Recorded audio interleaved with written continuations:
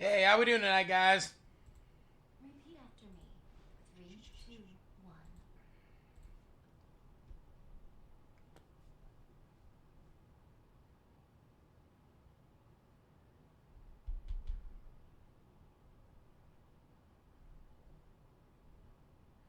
All right, we are back, ladies and gentlemen.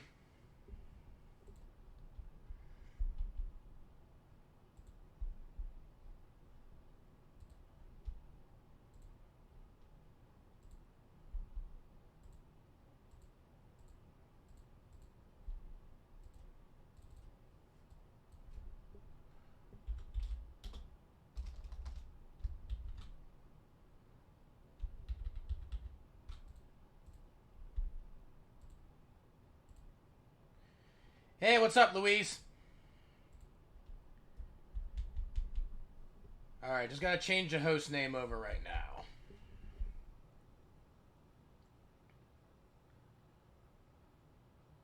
Everybody's pretty early in the games here, so we'll go ahead and get set up.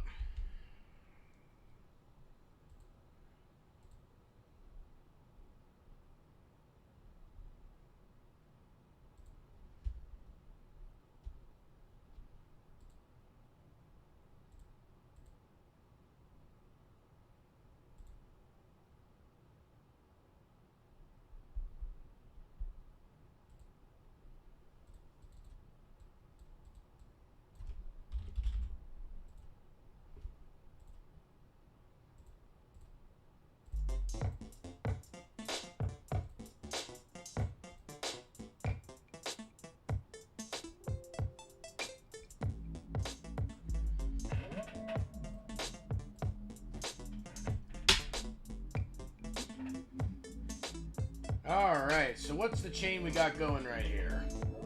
Escanopoda Sertan Puto Hermano. I wish I understood this language, but it looks pretty cool.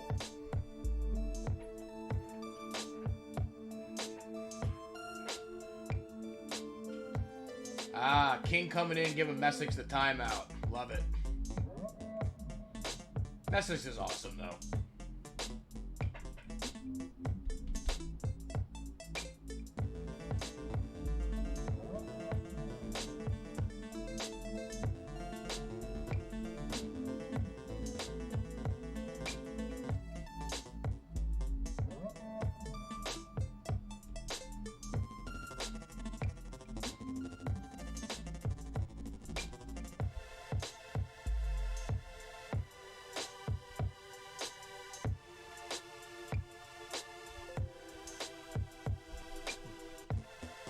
Okay, Heist is a pretty good pace here. 81 lines, 420,000. This is 600,000 transition territory. Definitely want to keep an eye out on Heist here. Heist having a 709,000 kicker so far, so this would be really, really good if for Heist to have a chance to improve it. Still pretty good here. 89 lines, 446. That's still 650,000 transition territory as long as not a whole lot more burns come in. Burb, 317 to 77 lines. That's also pretty solid pace. That's upper 500,000 range. We got Ryan starting out again. We got Bill, 40 lines, 110. A little bit of a suffer pace, but Bill should be able to make this up. There's a decent amount of time left.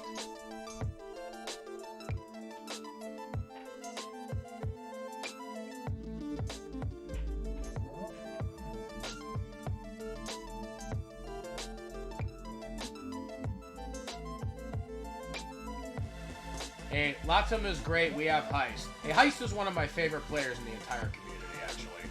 I've co-commentated with Heist on more than a couple occasions. Heist is great. I really hope Heist can get a max here.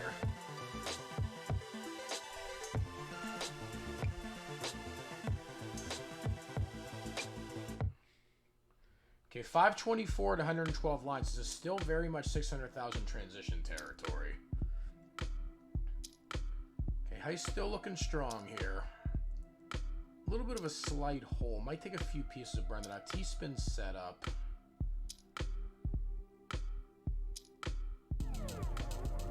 Yeah, not really the best of situations, 14 lines until transition, but nevertheless, Heist still has 527 so far. So a couple more temperatures are still on the table. Heist can still transition the upper 500,000, somewhere around 575, 580. Yeah, this one with no more burns would transition about 578. It'd be 579 now with the burns. A little bit of a hole there. That could be dicey if the Lombard doesn't come to go into transition right now. I was going to be forced to burn into transition. This could be dangerous for Heist. This could be really dangerous for Heist. Oh, no. I don't know if Heist is going to be able to get out of this even with transition. Now, 558 for Heist right there. Really, really good transition, but Heist still got about a half hour to work on this. I've seen Heist get a lot of really good games, a lot of really good transitions. I definitely have faith Heist can get a max out here. Come on, everybody in the chat pull for Heist here. 29 more minutes. Come on.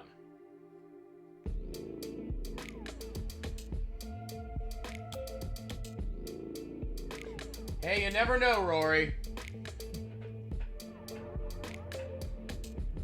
Heist going to Barcelona, getting rid of Messi. Anything's possible.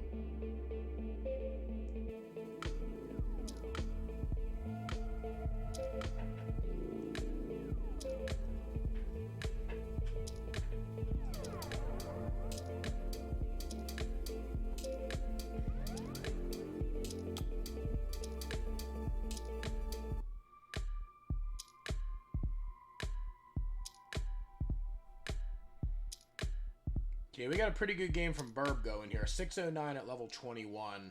Little dig here, however. Might be able to get out of this with some really good pieces, but it is about 50% of the way up the board. Great placement. Still got to get this. Got to be able to get that Lombard in column 9. Gets it over in column 9. Come on, get the Z piece over. This is still a little bit dicey here. Get the Lombard. Great, get the Lombard. Come on, Burb can still get out of this. Burb's dependent now. Burb needs a J piece or a Lombard. Lombard does come. Now needs an L piece. L piece, come on, get that over. J piece will be perfectly lined. Oh, I wasn't able to get it. Wasn't able to get it, unfortunately, Burb. Burb still has about an hour, though. Burb's already got a pretty impressive 799,000, so Burb's got some time here. Yeah, Burb with a PB of 940. This would be an absolute prime time for Burb to get his first max out. I know I'm pulling for Burb to get a first max out. Yeah, anybody that hasn't played Burb's Friendlies on Monday, it's a really, really fun time. Definitely go check out Burb's Friendlies every Monday at 6 o'clock. It usually holds about like 6 to 8 matches or so. There's like people of all skill levels can play there. It's great.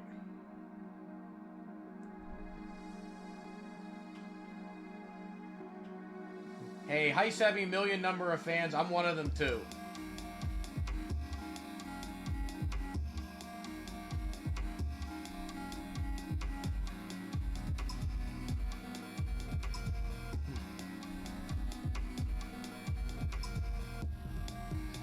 Okay, pretty good early pace from Heist here, 50 lines in. About mid 500,000s target so far as the transition goes. Board is clean, so as long as Heist doesn't run into any bad complications, Heist should be able to go for another strong transition to chase a max out. Heist already does have a max out. Actually has a PB that's almost 2 full Tetrises above a max out. So very, very capable for Heist to be able to get one here today.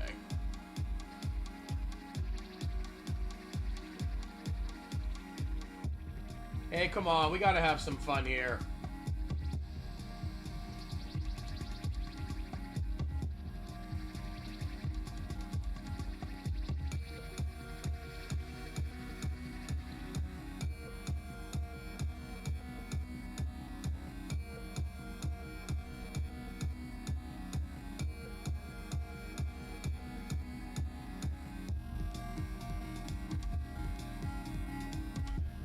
Yeah, where we are in the quals right now, I think we have close to about 50 or so people that have played. There's about 210 people that have signed up, so we're only about a quarter of the way through the quals so far. And what's insane is looking at the board, we already have at least 18 players with a max out. So if you multiply that by 4, you can be getting as many as 72 players having at least one max out, which with only 64 players making the top bracket, it's very, very possible. In fact, I'm starting to say likely that we're going to have max out players in the silver bracket. Like getting a max out in the event, not just max out period. All the brackets are going to be really, really competitive this year, I got a feeling.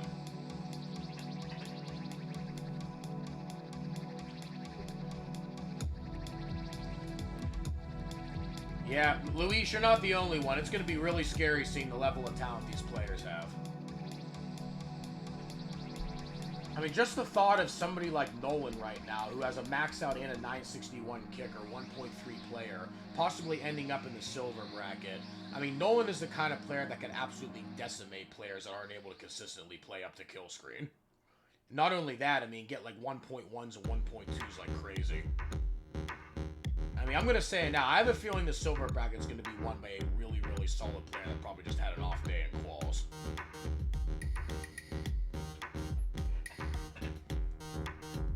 Yeah, Stanny D's got a point there. It's going to be the rest of the cracked players.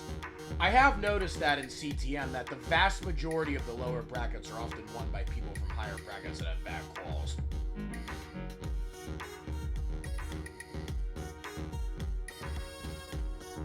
Yeah, hopefully you'll be able to make it, Luis. A lot of the games that I've seen you play, you have a really, really good chance, I think. I'll definitely be pulling for it. Hopefully all you guys will be pulling for Luis, too.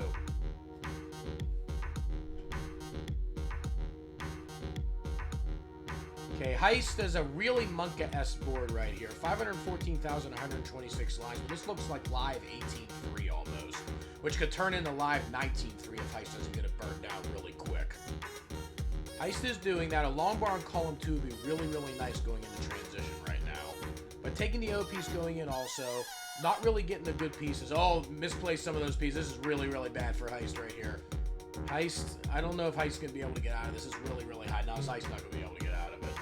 Still got 24 minutes, though, Heist. Still got plenty of time to get that max.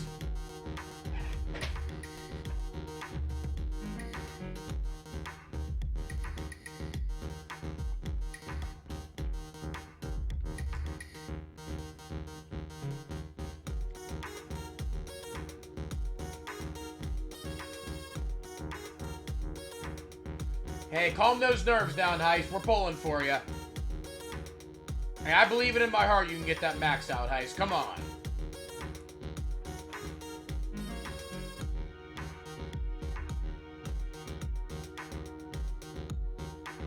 Hey, Valor's coming for the Tetris and the hell yes. Hey, I'm going to have some hell yes coming out. I'm just waiting for the right time to do it. Gotta make you guys appreciate the hell yes when they come out.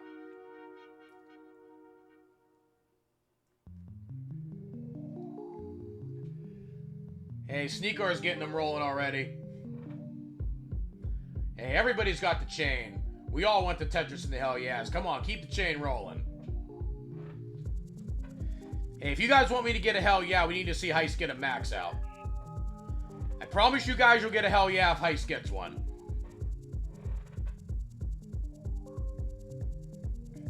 Yeah, this Saturday I'm actually going to be working a live convention, so I won't be on this weekend, actually. I wish I would be, though, Luis.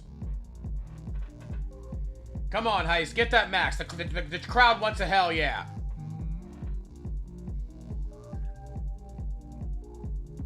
Yeah, 684 from Bill. You might be getting a hell yeah out of me if Bill gets this.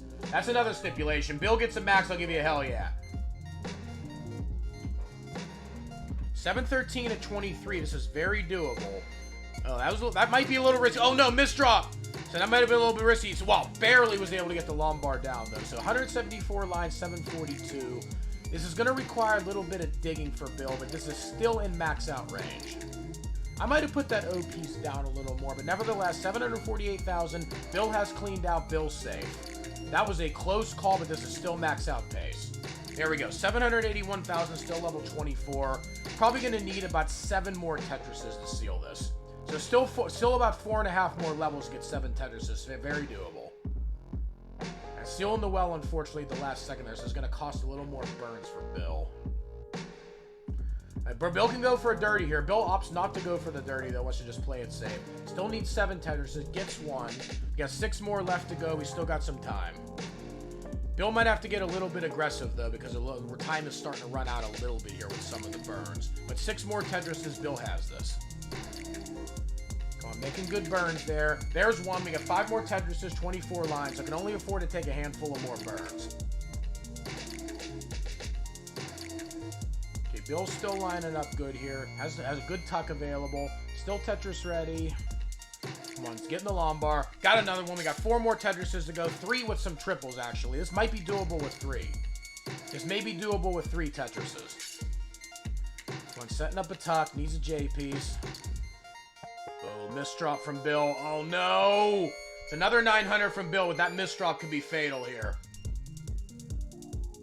You'd reopen it. Dirty Tetris for Bill. 2 more Tetrises.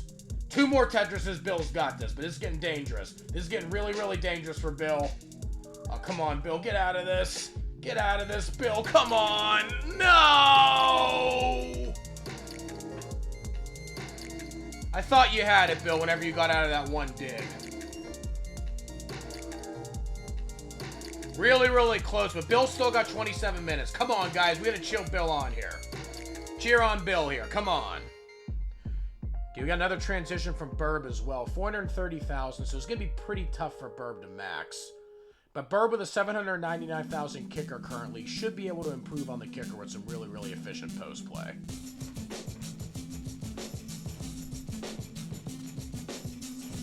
Hey, Pissarts is saying it here. Max is coming. I can feel it.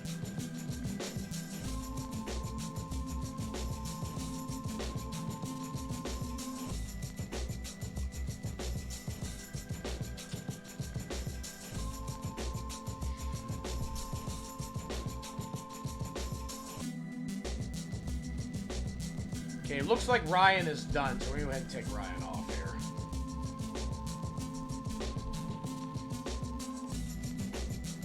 Yeah, thanks so much for playing, Ryan. Some great scores today. Keep it on coming.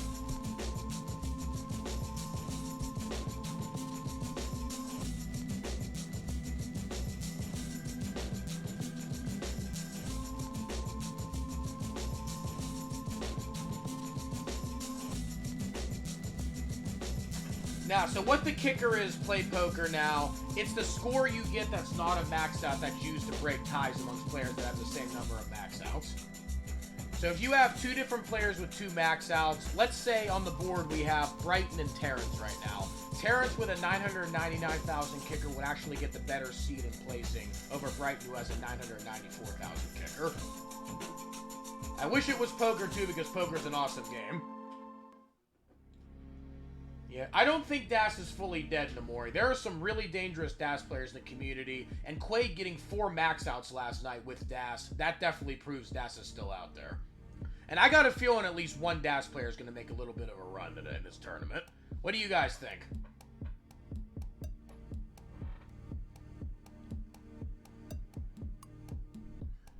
Hey, it looks like we're getting a chain here. Everybody thinking Das is dead. I don't know. I think you guys are really going to be proven wrong when we get to the main event.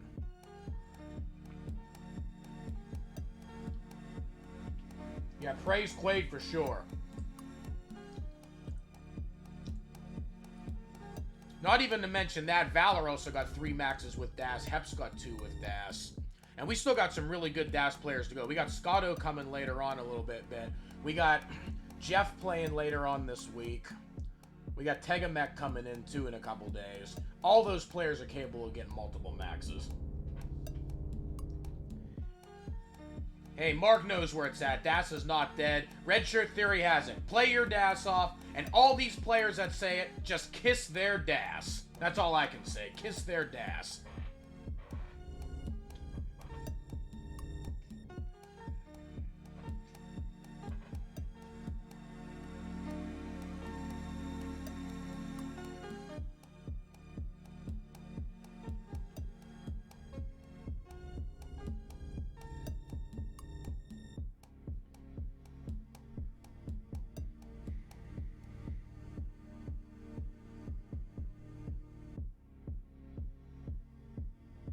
Yeah, not really the best of RNG for Bill. Bill doesn't really have the best of paces here to go for a max out.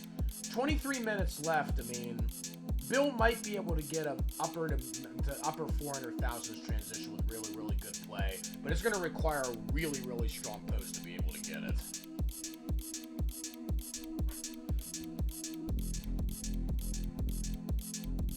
Yeah, it's really going to depend, Neko, no matter how consistent the Das player is. I will say, though, that some of the most elite tappers, the ones that are actually consistent and can tap, they do have a really, really strong, possibly prohibitive edge over Das. But you can never count Das out with a really consistent stacker.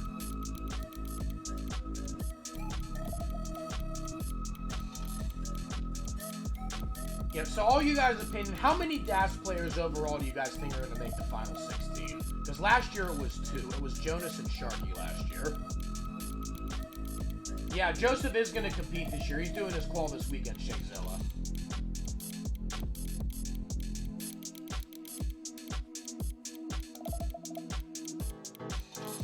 It depends if Tega's going to play Das or if Tega's going to roll. If Tega rolls, it wouldn't count, but Tega's primarily known as a Das player, just started doing some rolling.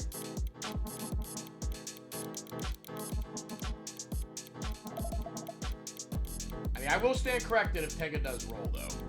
Because I know Tega has been working on the rolling. Yeah, rolling personally is something, I mean, I don't really think I have the time to really learn how to do. Even if I could do it, I'm just happy playing Das.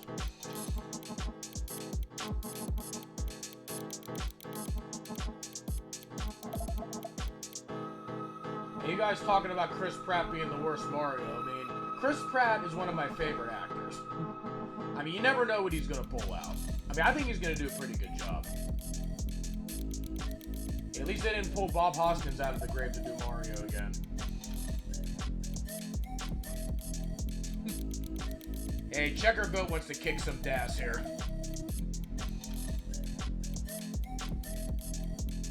Yeah, Wagner's got a point. Green Tea is back this year, and Das does have him. I mean, Green Tea was really, really strong in the 2018 and 2019 CTWC, so it's very, very possible Green Tea can get more than 4 maxes. Definitely hope I can see it.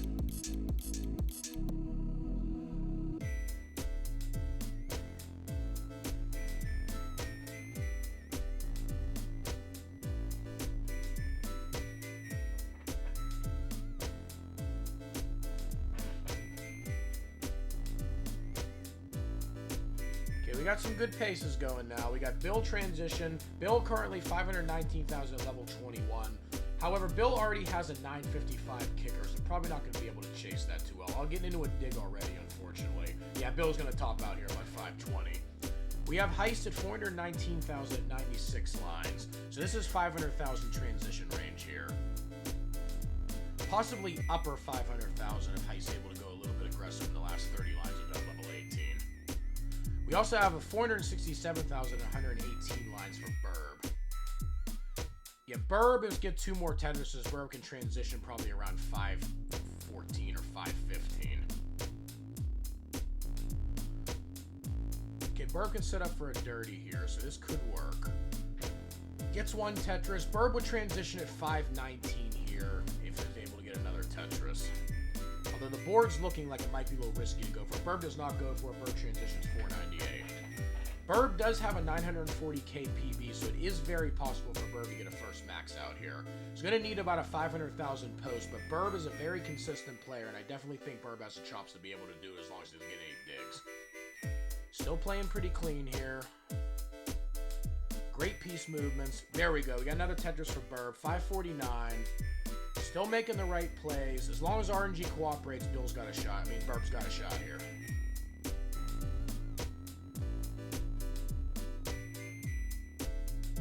Okay, making the great safe plays. Yeah, Burb's kicker is currently 799, so even if Burb plays a little safe and just wants to get a better kicker to try and get into the bronze bracket, that's definitely not a bad strategy either.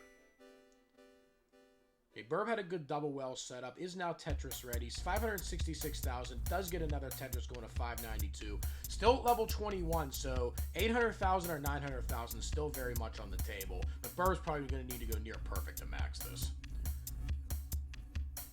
Okay, Burb has a double well set, does end up getting ready again. 597 at 22, gets another Tetris, goes to 625. Heist also is transitioned, 565 at level 20. Right around the same position Burb's in as far as needing to be able to get a really, really strong performance in the last few levels to max. But Burb will be able to get Tetris ready in a few more pieces. I think missed that one piece. Could have laid the J piece down to get Tetris ready instead of moving it over to the left. But does end up getting the Tetris with the next J piece, followed by the Lombard. 665 for Burb. As mentioned, Burb does have a 799 kicker so far. So Burb can either try and go really aggressive or just try and play it safe to improve the kicker into the 800,000. Burb is set up, is getting a little bit high, so might need to take a safety. Doesn't need to take the safety and does get the Tetris. Little bit of a misdrop there with the O piece, but luckily Burb's low enough that Burb can burn it down. 710, level 25. So 900k is on the table. Unfortunately, I do not think you'll be able to get a max out here, because there's only 250,000 points available in the last 3 levels, and that's with completely perfect play. 715 though, so the 900,000 still on the table for Burb to almost assure position in the bronze bracket. At this point, definitely try and focus on getting it down. 722, level 26, so it's still in range. Go for a dirty here, potentially. Does not opt to go for the dirty. Not really getting good pieces here, unfortunately, but still staying alive. Burb is still staying alive. Longbar will be able to really help clean some of that up. Instead, ends up plugging it in with the L piece. 732 now. Running out of time here. Still got 17 lines left to go, but Burb's going to need at least a couple tendencies to break the kicker. Unfortunately, as double miss drops, Burb's not going to get it. 734. Yeah, real unfortunate there for Burb, but Burb definitely had a run going at one point.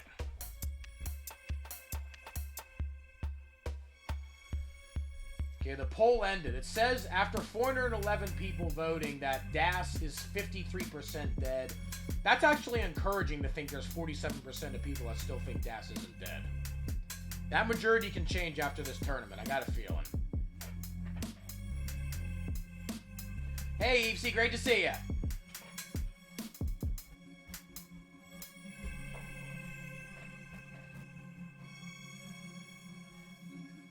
Hey, Martz knows where it's at. Spending 14k chat points just to go for the no. Martz knows Das is not dead.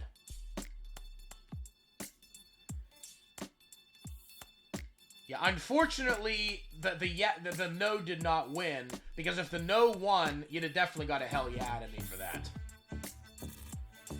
It is a definite hell yeah when the majority of the people think Das isn't dead.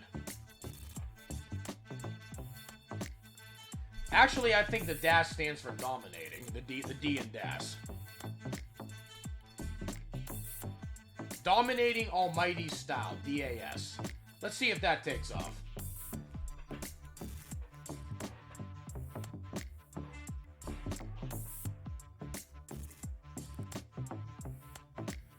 Now, in all seriousness, no, tappers are extremely, extremely deadly, and DAS players really don't have much of a chance against a consistent tapper at the elite levels.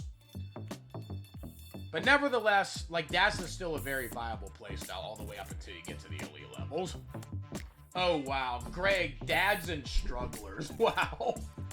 That's a new one. I like that from Greg.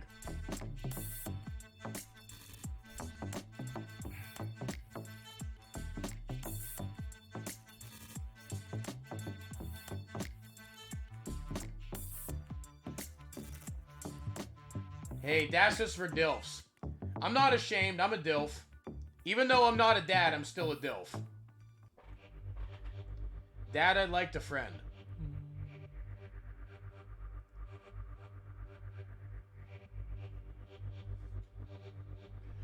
Ian Keith's gonna be heard here. Hey, I can empathize with that.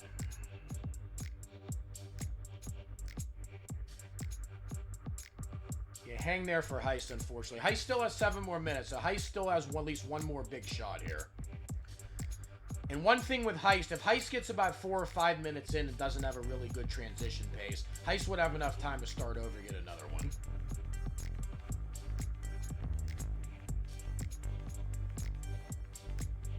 Yeah, Dilphin Spirit. Evesy knows where it's at.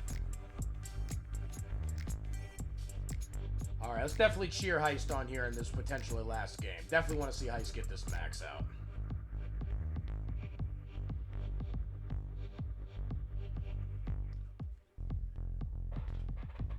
Yeah, that's right, Billy Mac. Dilf power. Come on, Heist, get the big shot. You know it. Come on, everybody in the chat wants me to do a hell yeah. We gotta see Heist get a better score here. Come on, improve that kicker, Heist.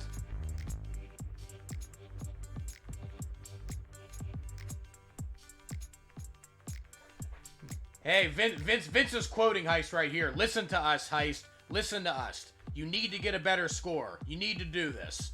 Come on, give it everything you got. I believe in you.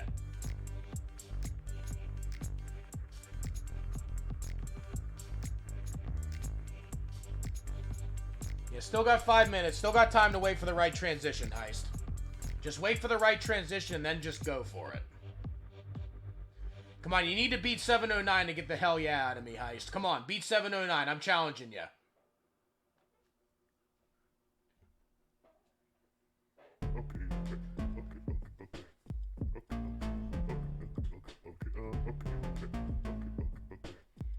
Come on, I got a feeling Heist is not only going to beat, I got a feeling Heist is going to crush it.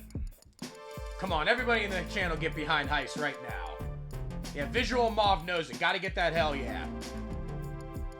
Come on, all Heist has to do is beat 709 to get the hell yeah out of me.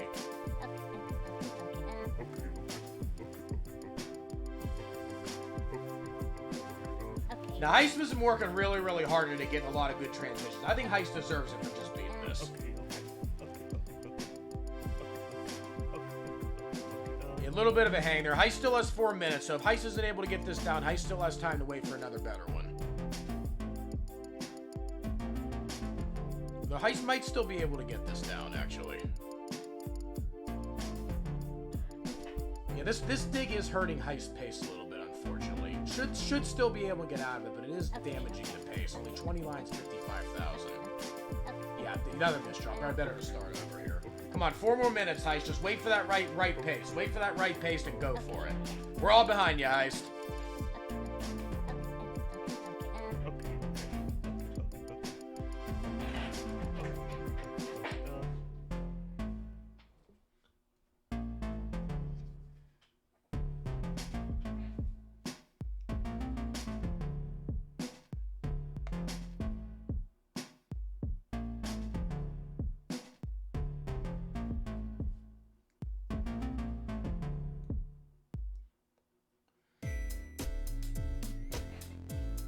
Hey, believe in Heist supremacy. You know it.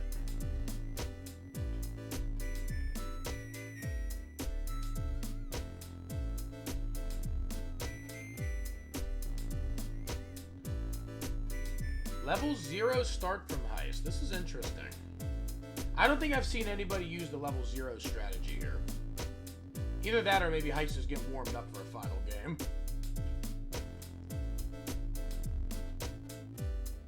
If it works, who am I to judge?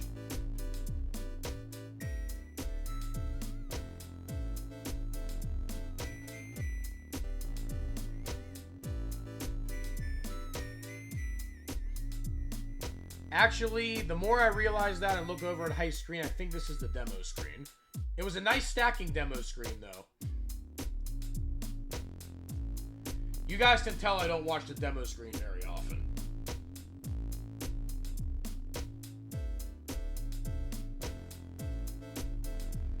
Did take me about 5 seconds to realize that was a demo screen. It was really, really good stacking for the demo screen.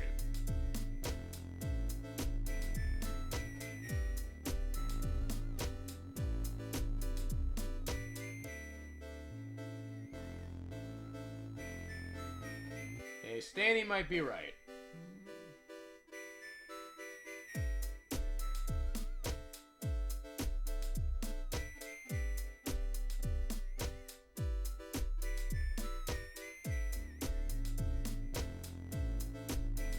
So far, a pretty good start here. No burns yet for Heist.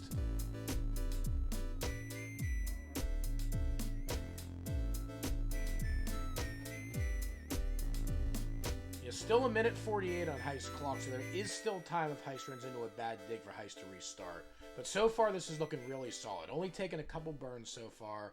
21 lines, 95,000. Getting another Tetris, 25, 118 now. Tetris ready again. I think this is the one for Heist. I got a feeling, guys. Come on, getting another one there. 140 at 29. This is a really, really good 600,000 range transition pace. Everybody in the chat, this is probably going to be Heist's final game. Cheer Heist on to get this.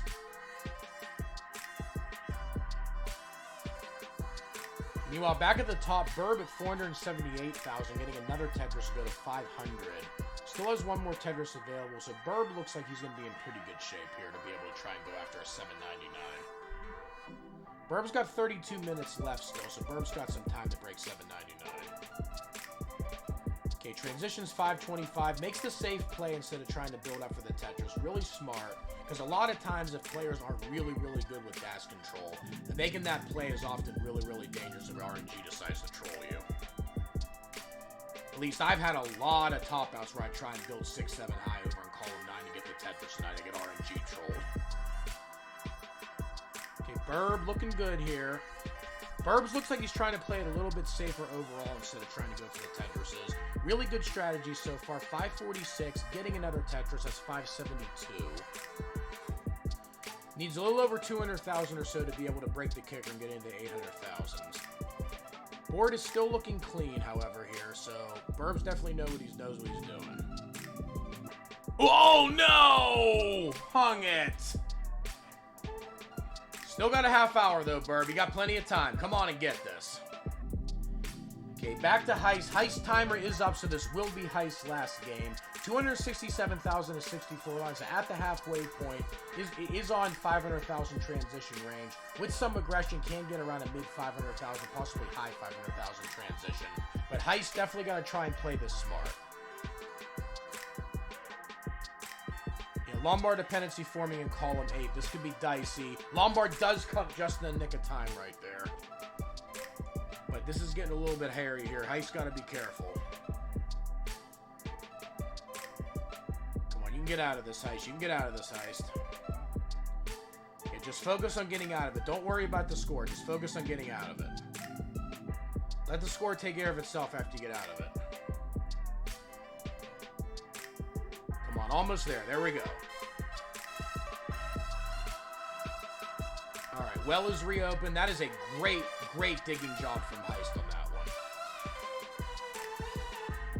Come on, 290 at 88 lines. Heist can still potentially get a 500,000 transition if Heist goes aggressive. 93, 313. Well is open. Another Tetris going. That's 336 at 97. Great recovery from Heist. Come on, you got this. Got to break a 709. You got this, Heist. Come on, last game of the qual. Come in clutch.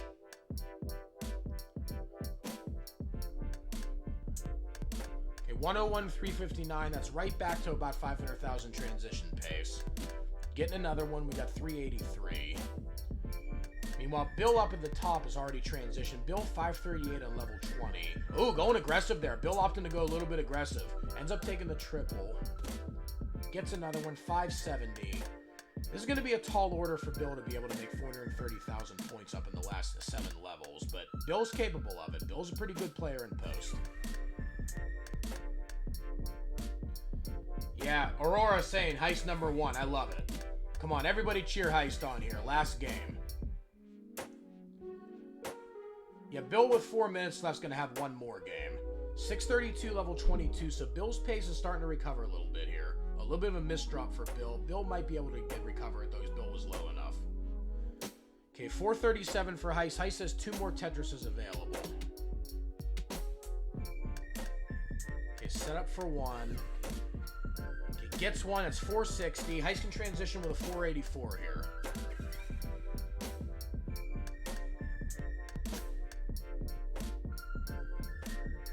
Building a really good left for transition. Oh, really bad timepiece there. Come on, Heist needs a Lombard. Heist gets a Lombard. Heist transitions 462. Well is open now. Just got to get a Lombard for Heist. Give Heist a Lombard. Come on. Heist is not getting the Lombard. Finally gets it a little bit late there, but that hang could look a little bit dangerous for Heist. 492. That hang's looking dangerous here. Oh no. 492. Unfortunately, Heist tops out. Yeah, Heist finishing the qual with a 709 there. Heist did fight really, really hard, though. A lot of transitions during that qual. I mean, you definitely got to give Heist credit for having the spirit to keep pushing through that and keep getting transitions.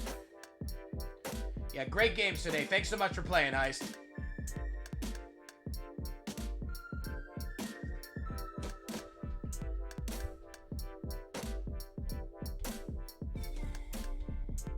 All right, Scotto Bozo's up. Let's go ahead and get Heist off of here.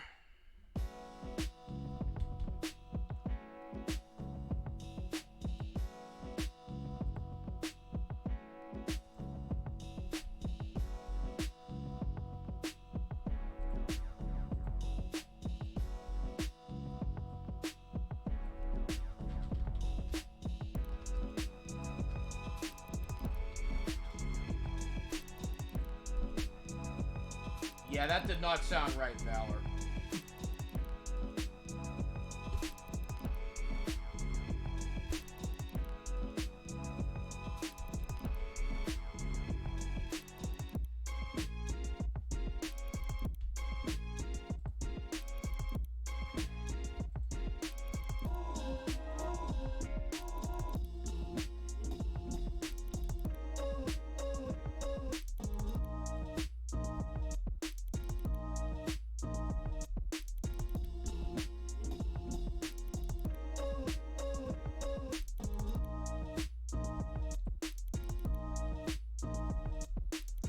Okay, we are live with Scotto now, ladies and gentlemen.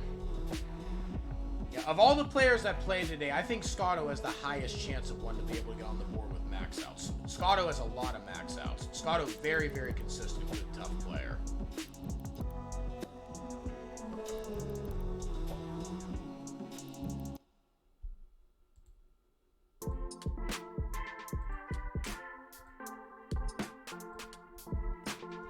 Rude, crude, and uncouth.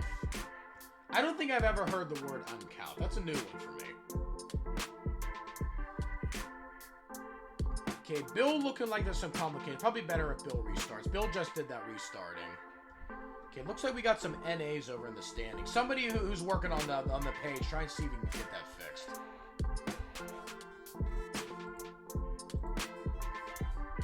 Uncouth, okay. Uncouth.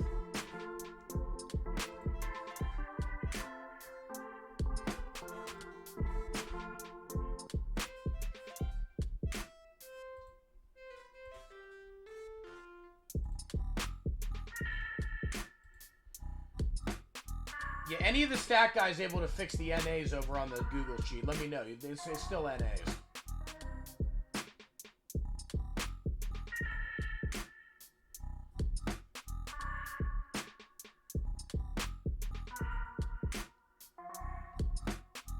Yeah, I think this happened too earlier when I was watching while I was working. Okay, Bill's got 15 seconds left here.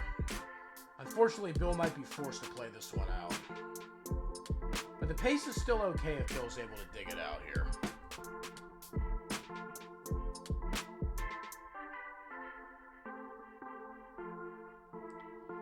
Okay, timer is up, so this will be Bill's last game.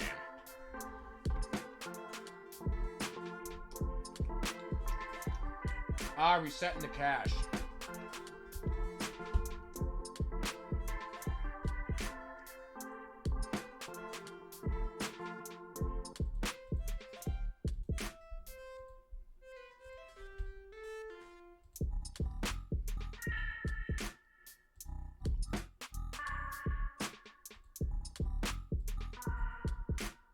Okay, it looks like we're back up. There we go.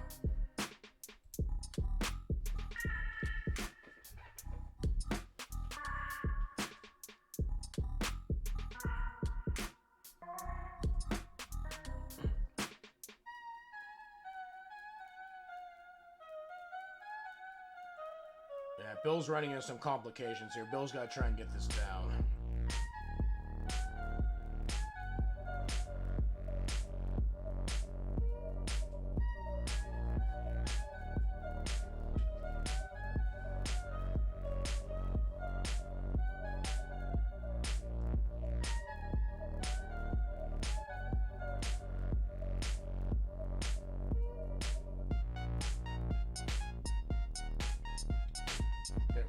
Come on, I like the 1-point kicker.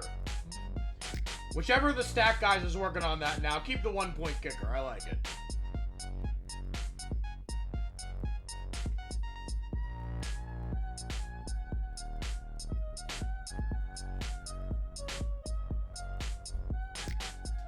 Double flannel straps right there. Vince knows where it's at. I like that.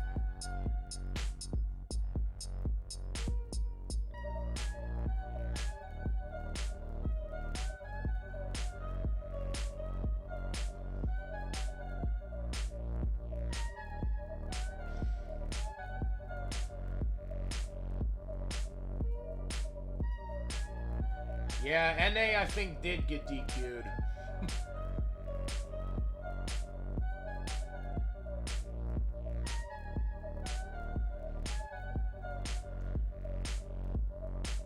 It looks like Scotto's still getting warmed up a little bit here. Come on, we definitely think Scotto's going to get a couple big games here. I've definitely seen Scotto put some really big ones up in competition and in practicing.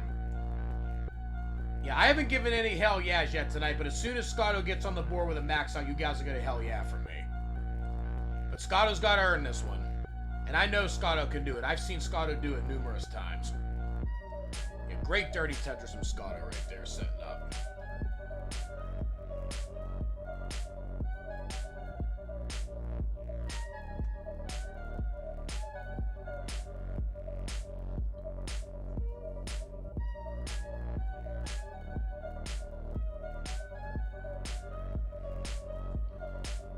Okay, Dorf, what kickers are it's a situation where if multiple players have the same number of max outs, whoever has the higher score that's not a max out will be the score that gets the higher seed.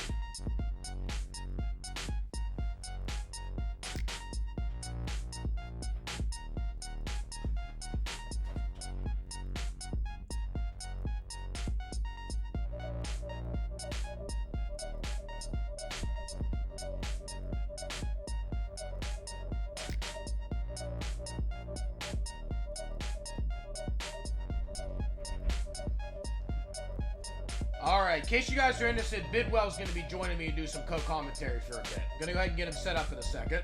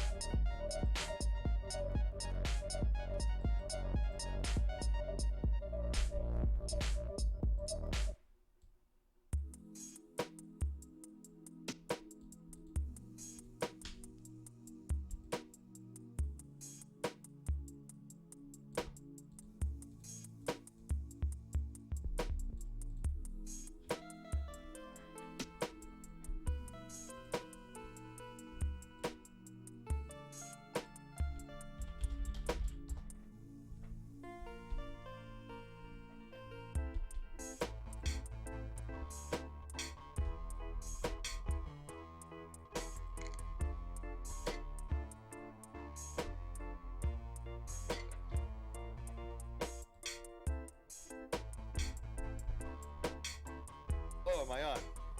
Hey, Bidwell, how you doing, man? What is up, sir?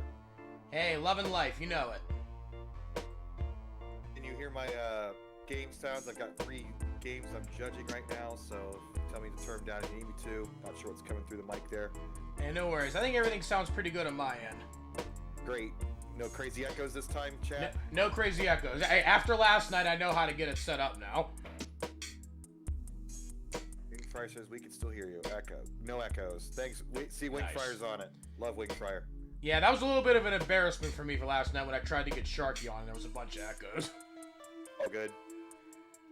What do we got here? We've got the last game for Bill.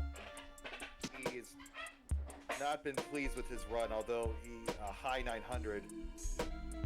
Most years you'd be happy with that, but this year probably silver. But you can sense the questioning in my voice, and it looks like he's about to top out. GG's though for Bill. Yeah, Scotto looking pretty strong here too. 443, 111 lines. Definitely want to keep an eye on this one. This is mid to upper 500,000 trans range. There's a string of British style cussing on his stream right now. He's not satisfied with that, but I think the high 9s will be pretty good for him. And his offline message says, "I'm not here, go away," with a butt. So, well done, Bill. We got Scotto, who's just started. Got the double flannel, as Vince pointed out. Going with that 70s couch. Like, Yeah. I can smell that couch. I can smell my grandmother's house by looking at that couch. Oh wow. That's a good thing. That's not a bad thing, unless your grandmother's a heavy smoker. Yeah. Yeah. Hey, but Bill, can you turn your mic volume up a little bit? Some of the guys in the chat are saying you sound pretty quiet. All right. Is that a Discord setting?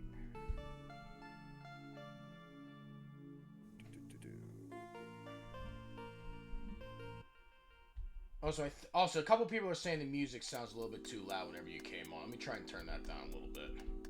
Yeah, my mic is at 100%.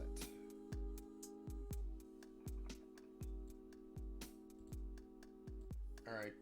Okay, music. I turned the music down a little bit more.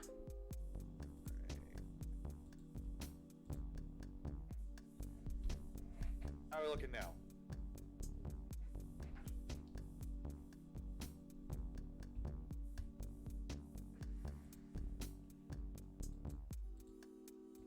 Better?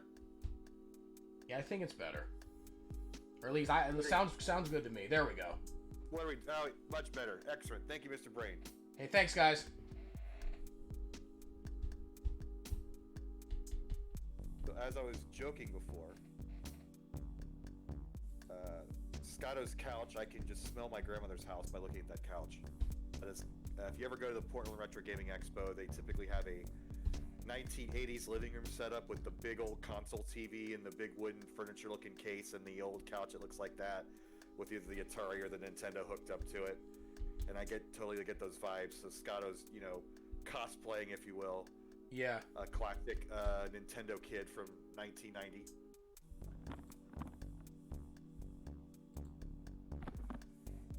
And my boy Burb. Yeah, a couple people say they still can't hear you. All right, So Kingsman's giving you the tips. All right, let me go ahead and get this adjusted. Okay, how's this? How's this? Testing 1, 2. Wait, I can up my volume to GD level my whole time. No, I've tried to lower my volume a lot more. Let's say we'll do like balancing with their voices. Much better. All right, Nice. everybody likes it now. Thanks, guys. Music still louse. You de-louser for your music there? The music's too loud now. Umps just called me perfect, and that's sarcasm, because he does not think I'm perfect. Okay, I turned the music down a little bit more. Alright. Bandwiller's spending channel points to give you the restreaming tips. Alright, so we got Burb here. A man from Michigan. Okay, everybody's saying it's better now. The host of the Monday Friendlies. I got to do a little bit of talk with him back at the Ohio qualifier Beats and Shins WPL event. It's a good time. He was taking my suggestion of complementing good RNG because a lot of players Right, I moved the music up just a little bit more. Clipping now. All right. Yeah, everybody's settings are different. I had the settings working when I was talking with Sharky last night, so it's just we got to figure it out. I'm not as smooth as Sharky, so you gotta like. I need auto tune in one regard or another to make me presentable. So we're watching Burb here near. All his right, there end. we go. A lot more people are saying they're good now. All right, Okay. looks like Bill's done. We're going to go ahead and take Bill out here. Yep, Bill is done. GG's Bill with the high 900s. Yeah, that's a really, really good score for Bill. I got a feeling that Bill is going to at least make silver bracket with that score. He's a little upset. He was hoping for a max. There was a string of British expletives, which to me it's funny as a dumb American. When you hear bloody and F words, and when a British person says it, it's a lot different vibe than if you or I are screaming those words. Yeah. But he wasn't quite happy with that. But I think you should be happy with the high 900s. I believe high this is his 900 first for go around. sure. I would be really happy with that. Yeah, it's his first go around, And my man Burb, got to meet him at the Ohio qualifier at Beats and Chen's WPL event. He's up in Michigan, so Had to give him a little bit of grief about that, but I gave him this, or he took my suggestion of complementing the good RNG. A lot of players will complain at the bad RNG, but you're never thankful when you get the good RNG. So Yeah, looks like I he's need to trying do that. honestly. Yeah, no, it's a thing to try. I don't know if it's actually going to work or not, and it is a machine. I mean, thinking that karma's going to affect the machine or not, that's kind of stupid. Yeah. But it's something to try. But he was going for Ian Keith, and looks like he hasn't quite got there. I think Ian Keith had like an 850, 820. So Burb is like one Tetris away from that with his 799 right now. So he's going to have 1 or 2 good runs left with his 11 minutes to go. Yeah, so your opinion, Bidwell, do you think 799 will be enough to make the bronze bracket? Considering that last year, I think 758 was a silver bracket cutoff. We have 128 instead of 96. I'm just going to say no. 210 players, there's the 60th percentile is going to make the bronze bracket. So it wouldn't shock me if you need a max out to make the bronze. I mean, max out for bronze. I think a max out for bronze is a little too much, to be honest. I mean, I would think maybe for silver somewhere in the low 900s, mid 900s, but for bronze, I'm really thinking like maybe around the 800 range. I think Burb's going to be pretty close on the bubble, but I find it hard to believe 128 different players are going to get max outs. Now that we're deep into Wednesday, we're a quarter of a way through our player pool. We could probably start extrapolating the math a little bit, and it's going to be a little more reliable than if we were doing on the first day, especially with Hydrant Dude kicking things off with still the number 1 seed with the 8 maxes and the higher kicker.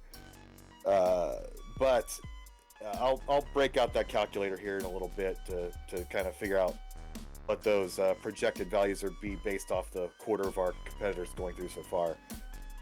Yeah, but I want to focus here first on the last 10 minutes of Burb's games. Yeah, looking here, though, I mean, we have 18 players so far that have at least 1 max out.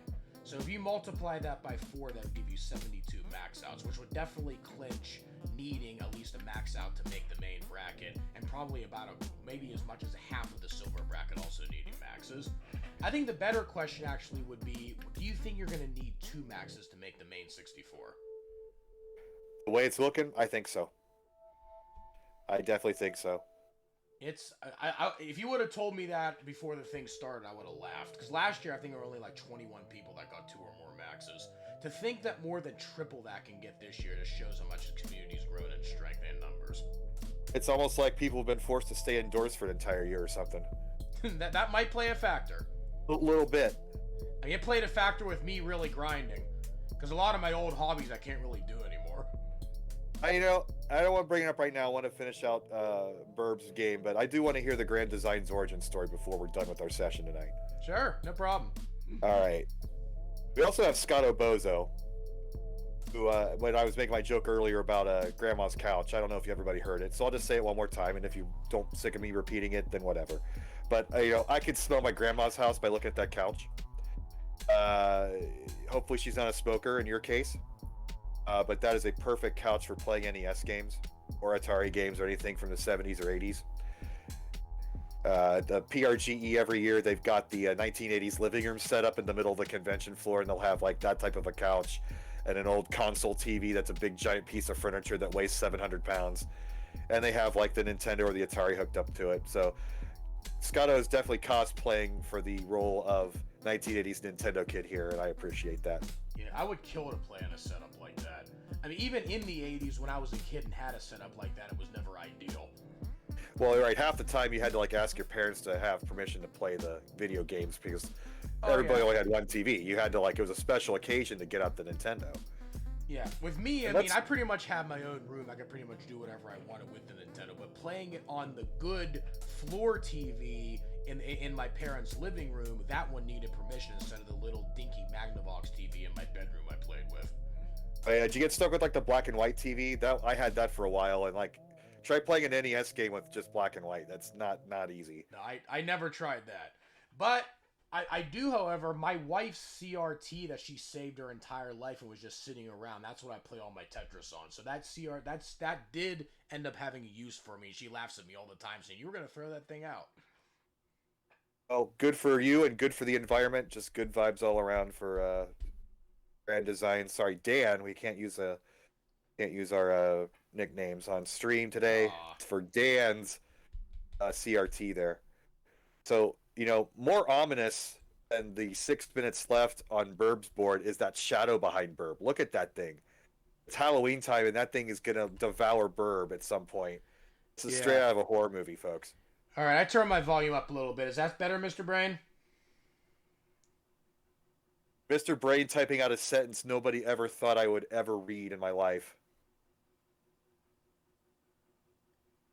Yeah, I know, because I used to be pretty much the loudest commentator in this community. But the thing is, I'm really trying to work on being a more balanced commentator, as not a re-screamer. That's But at all the right. same time, still be a hype master. You got this. Everybody get your reps in, and Hey, good stuff, Mr. Brain. Thanks, guys. So what do we got with Burb here? This is going to be his last game if he decides to keep it. No, Dan Vinky knows where it's at. Dan Grand Design's quiet, what? So he's got 60 lines, 231 points. Not great pace, but again, he's only going for 800,000 here. He doesn't have to go for the million. Obviously, he'd like that. So it's a game time decision around the transition whether he's going to keep this game or not. Yeah, this one here, 64 lines, 254,000. This is low to mid 500,000s pace. With 5 minutes left, I think there is enough time that Burb will be able to get this to at least transition and still get another game going. Yeah, it's just kind of one of those deals where if he misdrops anywhere between here and level 24, so Yeah. 86 Honestly, is it. my thought is if you get to the point that you're around like 100 lines, you get into a rough dig and you're still in the 300,000s, or you're only going to transition with like mid 400,000s, I might take the opportunity and just go for one last game rather than try and run it to kill screen. Plus, it's not just the points; it's the time. When you're in suffer game, the time that it takes for that game to complete drastically increases. When you're playing smooth, those seconds, your clock is stretched basically. So That's one thing I need to learn to do in my own calls whenever I do calls for like CTM. I mean, I have a tendency to play out games longer than I should a lot of times. what is your call there? Yeah, my call is going to be tomorrow at 1 EST. All So right. 1700 UTC is my call tomorrow. And what's your goal? My goal is to get my first career max out. My realistic goal, if I get at least an 850, I'll be happy. 850. Okay. Any particular person on the list you're looking to pass up? Yeah, because really for me, like when I do my general practice runs, I can consistently get the transition with like 500,000 range transitions, but my post is extremely inconsistent. I either like top out in the first 10, 20 lines where I get the kill screen, but generally if I do a full practice day of like between 1 to 2 hours, I can usually pull out at least 800K.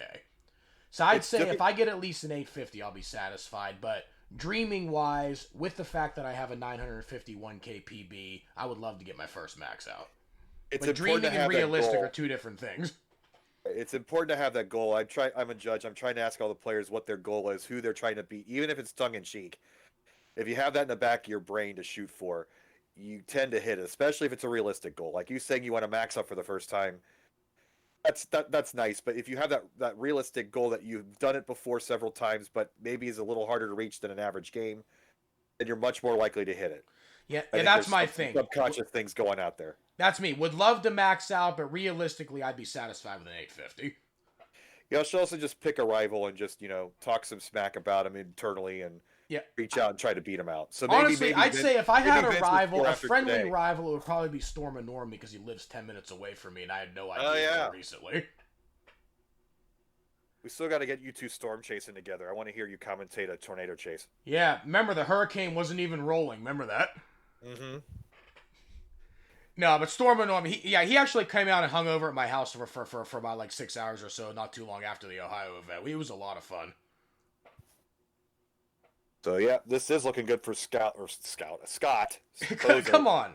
Yeah, come on. Scotto is scouting out the competition right now with a 772 on level 24. Come on, nobody in the chat's got any hell yes for me tonight, so we need our first hell yeah. We need Scotto to get a max out here. Come on. Well, we got that. We do have Burb deciding to 86 the game with 2 minutes to go. He does it again with a sawtooth board. So he's looking to dial in that last run. Although I think he would be pretty satisfied with a 799. I think he knows in the back of his brain he can break that 800 with one more good run. Yeah, Scotto ran Yeah. into a dig here, 814. I'm not sure if Scotto's going to be able to get out of this. This is really rough. Yeah, He's not going to be able to get out of it. No, 815, not worth 892 is a pretty good early kicker, though. So only about a quarter of the way into the qual. Right. It's good baseline. Okay, let me go ahead and update this. 815, 892. I'm going to turn my light on. It's getting dark out.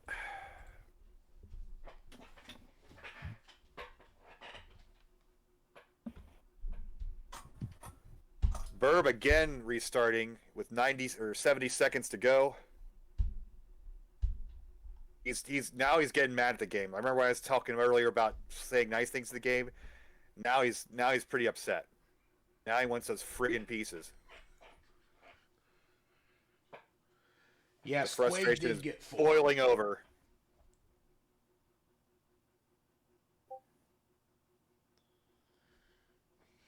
I'm getting discorded here. Yeah, Quaid was very, very rewarded the way that Quaid played yesterday. Honestly, I didn't think I'd see the day that a DAS player would get 4 max outs in one of these quals. I mean, it's insane that Quaid was able to pull that off. I mean, consistently, too. I mean, Quaid had a few 900Ks in that qual as well. We are back. Sorry about that. Yeah, no worries. So we got Hey, we love you, 15 Bill. seconds. So this looks like the break for Herb. Let's see if it says something silly at the end of his clock. I've seen a lot of time over, RIP qual. Nothing for Verb. His just goes back up again. So this is Burb's final game. All right, 25 lines, 121. This is a pretty solid pace. So Burb's got a good one looking here, as long as Burb doesn't get any digs. Scotto, meanwhile, looking like George Cassidy. His hands would be in his pockets if he could play his NES in his pockets, but Yeah, Stack Attack is saying it. No attack, no chance. And right here, it looks like Burb's attacking. This is a very good pace. 37-173. That would be right now a little over a quarter of the way through, 41-196. Now, this is on track for somewhere around a 630 or 640K transition if the pace holds. and it never does. So And there are some players it does. I'm not going to say never. Unlikely to hold, but I'm not going to say never. I've seen it happen. all you can do is ask for the good start, and that's what he's got so far. One piece at a time, Burb. Exactly. Yeah, 52-42, still maintaining pretty good here. Scotto's tearing it up. He's got his 300,000 at 66 lines. With the press down points even. Nice and aggressive. He's crossing his legs. How erudite. Yeah, 73-51. That's 650,000 transition pace past the halfway point. Yeah, we don't have the Tetris percentage counters, obviously, but that's damn near 100%. Yeah, it's one of those things where I've just played this game so long, I get a general feel for rates and like scores and potentials and everything. I do math in my head like nobody's business. It is none of my business. I don't know about what's going on in your head. Hey, I got a lot of things going on in my head. It's no ASMR hell yes, though. Oh, no. Let's not go out there again. I have never used that. I have never actually used that yet. Please don't. Not publicly. No worries, don't worry. Keep it in the bedroom. Herb, 317 through 71. He's Yeah, Blur the up first that saying pace. it yet. Operative word. Now he's in a little bit of dice here. Fixable. He is swearing to God right now. Totally not possible. He is listening to Queen, as he told me earlier. Maybe the Queen soundtrack goes over with, but Scaramouche here. Come on, he's got to do the fandango here. Little high. This board is very, very frightening. I got to say that much. Yeah. It's all right. Line, yep, the line's great. No, nobody's pulled a Sid and haven't got their first max out in quals, but I'm hoping it could be me tomorrow.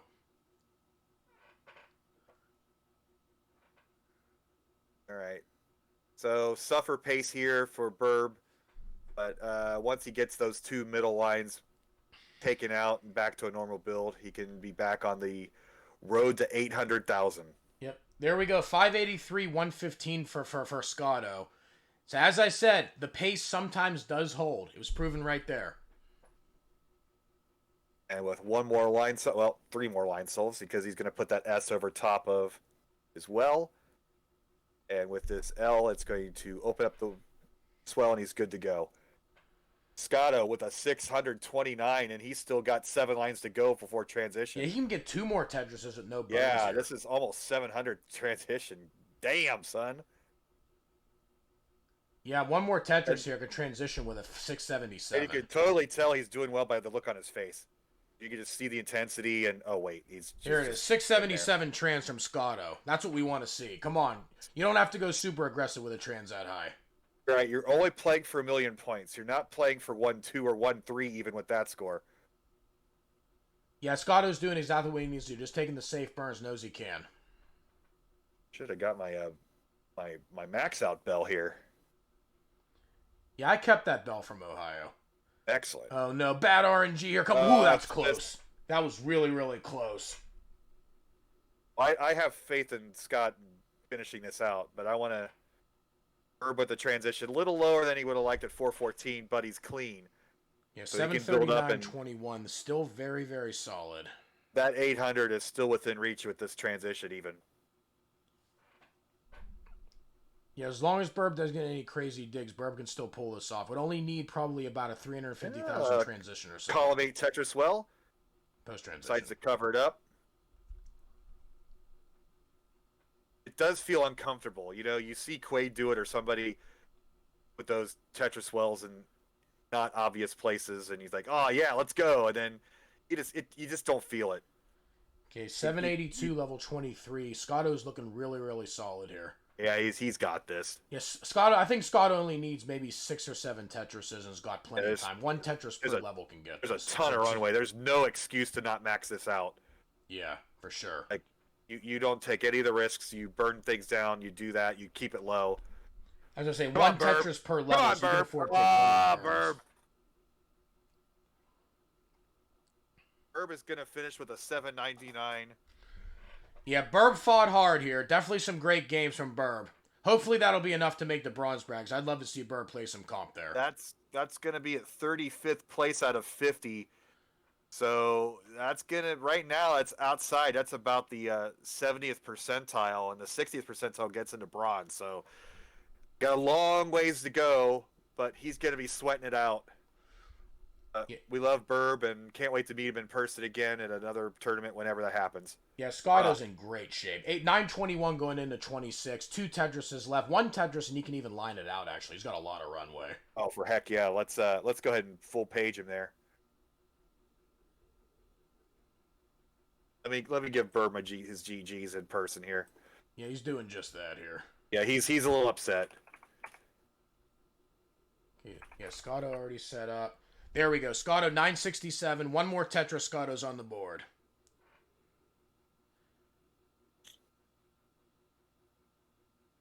Don't. Oh, he's gonna do the column. Oh, he's gonna play it super safe. Come on, just all he needs 1 more. Just set it up, Scotto. You got as many as 6 burns here, so just wait for the perfect I think he just moment. inhaled. There it is. Come on. Boom! There we go, ladies and gentlemen. First max out of the day on the board. And ladies and gentlemen, that deserves a hell yeah! And he's just like sitting there. What a dude.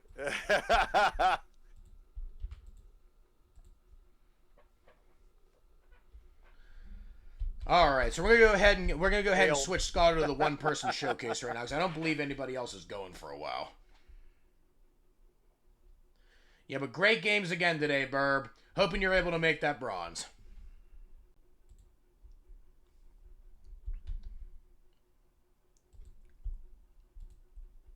I don't understand the vibe flow yet, Stack. You try to think all positive goes around, but I have not yet figured it out. Scotto put in bailed in that name, so you can tell that he's unsatisfied with that amount. But you with this rules format, you're not going for the 1.2s. It's not CTM, so when you get that 700K transition, you play that crap safe and you get that one on the board. There's not much sense in trying to take any stupid risks and risk losing that max. Yeah, honestly, I like this format a lot better than CTMs because it rewards consistency for multiple maxes. It's a better indicator of who the tougher players are.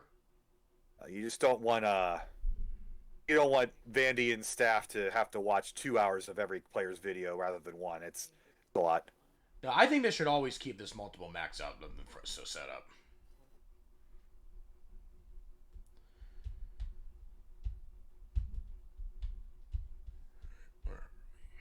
You got Scotto again. So just you and me and Scotto. No new players for the next hour? Not that I see. I'm getting the screen set up to go to the one player for Scotto right now. All right.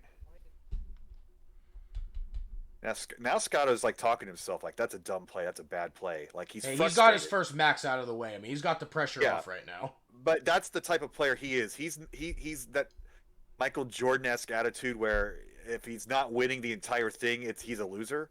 And it's maybe not the healthiest for your brain, but that does make ultra successful players. So we'll see how he handles it. He wins ahead in 86 that game. 2 a.m. UTC. Oh, wow, that's not until 10 p.m. Eastern time. So that's going to be Vince and company. So we got double Scotto. Let's just leave it like this for Unfortunately, now. Studio Mode's not able to get me to do the actual board when I change that too. But it's helped me a lot in not getting a whole bunch of loading streams. So we're up. We've got an hour. We got 75 minutes to go. Vince says if the double Scots max, that's 2 max outs. Go on. I don't know. I hear the name Double Scotto. It sounds like a kind of beer. That's one of those hipster IPA things. But and I love that, we have our camera rules that your face and your controller have to be in frame, and that means for Scotto's case that we had to cut off his forehead.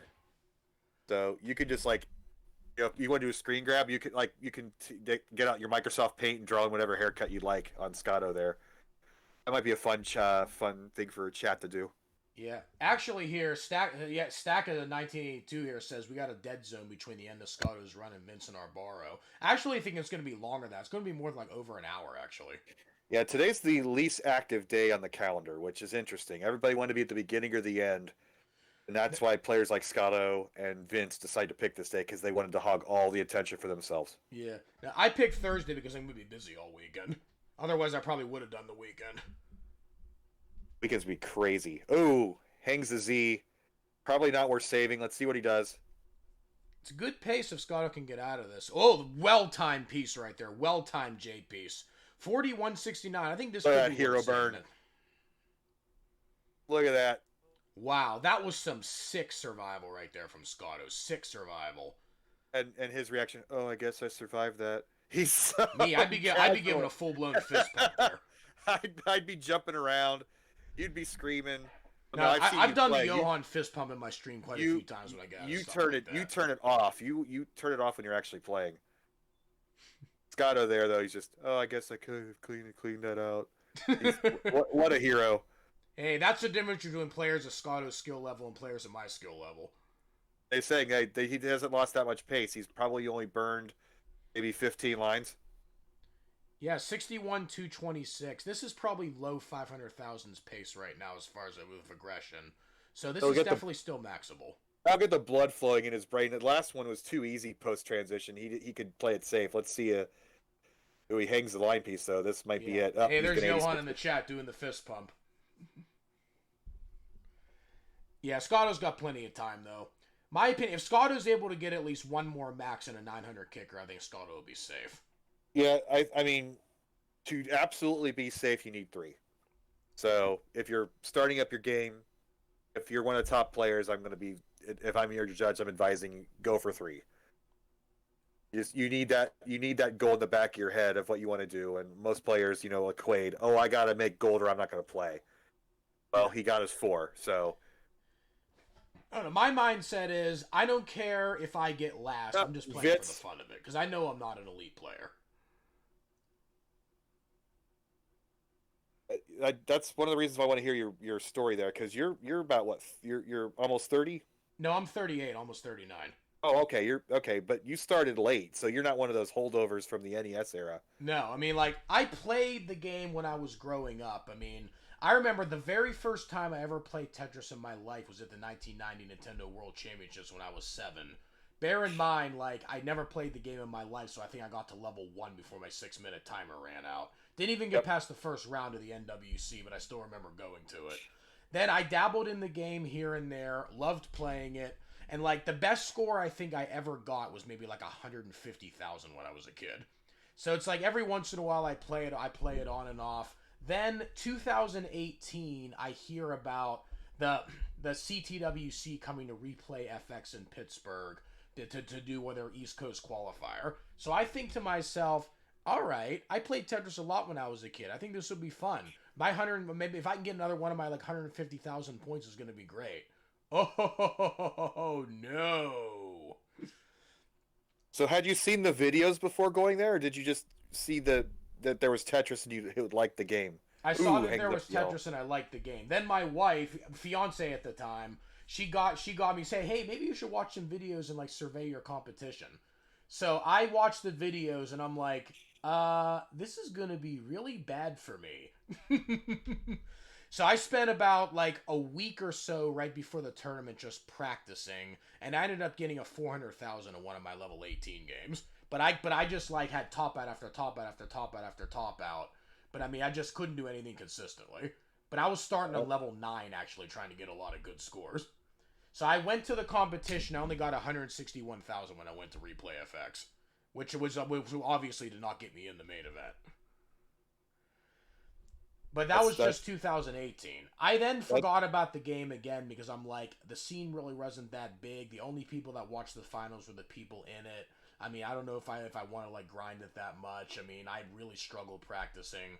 So I just forgot about it again for another year. Then 2019 comes around. I go to Replay FX again because I remember how fun it was. And then all of a sudden you had like 50 or so people there in a seating section all watching the event and like double as many people qualifying.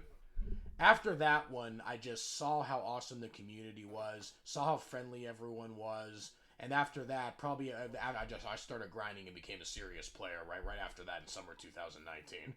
So since then I've been grinding the game for about 2 years now. I play about 1 to 2 hours a day as like a hobby. My wife loves it. My wife supports it. She picks on me sometimes when I say I'm frustrated having a bad practice day. But I would say as far as a serious player goes, I'm a late starter. But I dabbled in the game on and off throughout my childhood. So that's my story, basically. So yeah, so 19 was the year Jonas showed up. That's why you had all the crowds. So Yeah. It played and to this day, I'll say one of the very, very few things I really regret in my life was not going up to him and talking to him.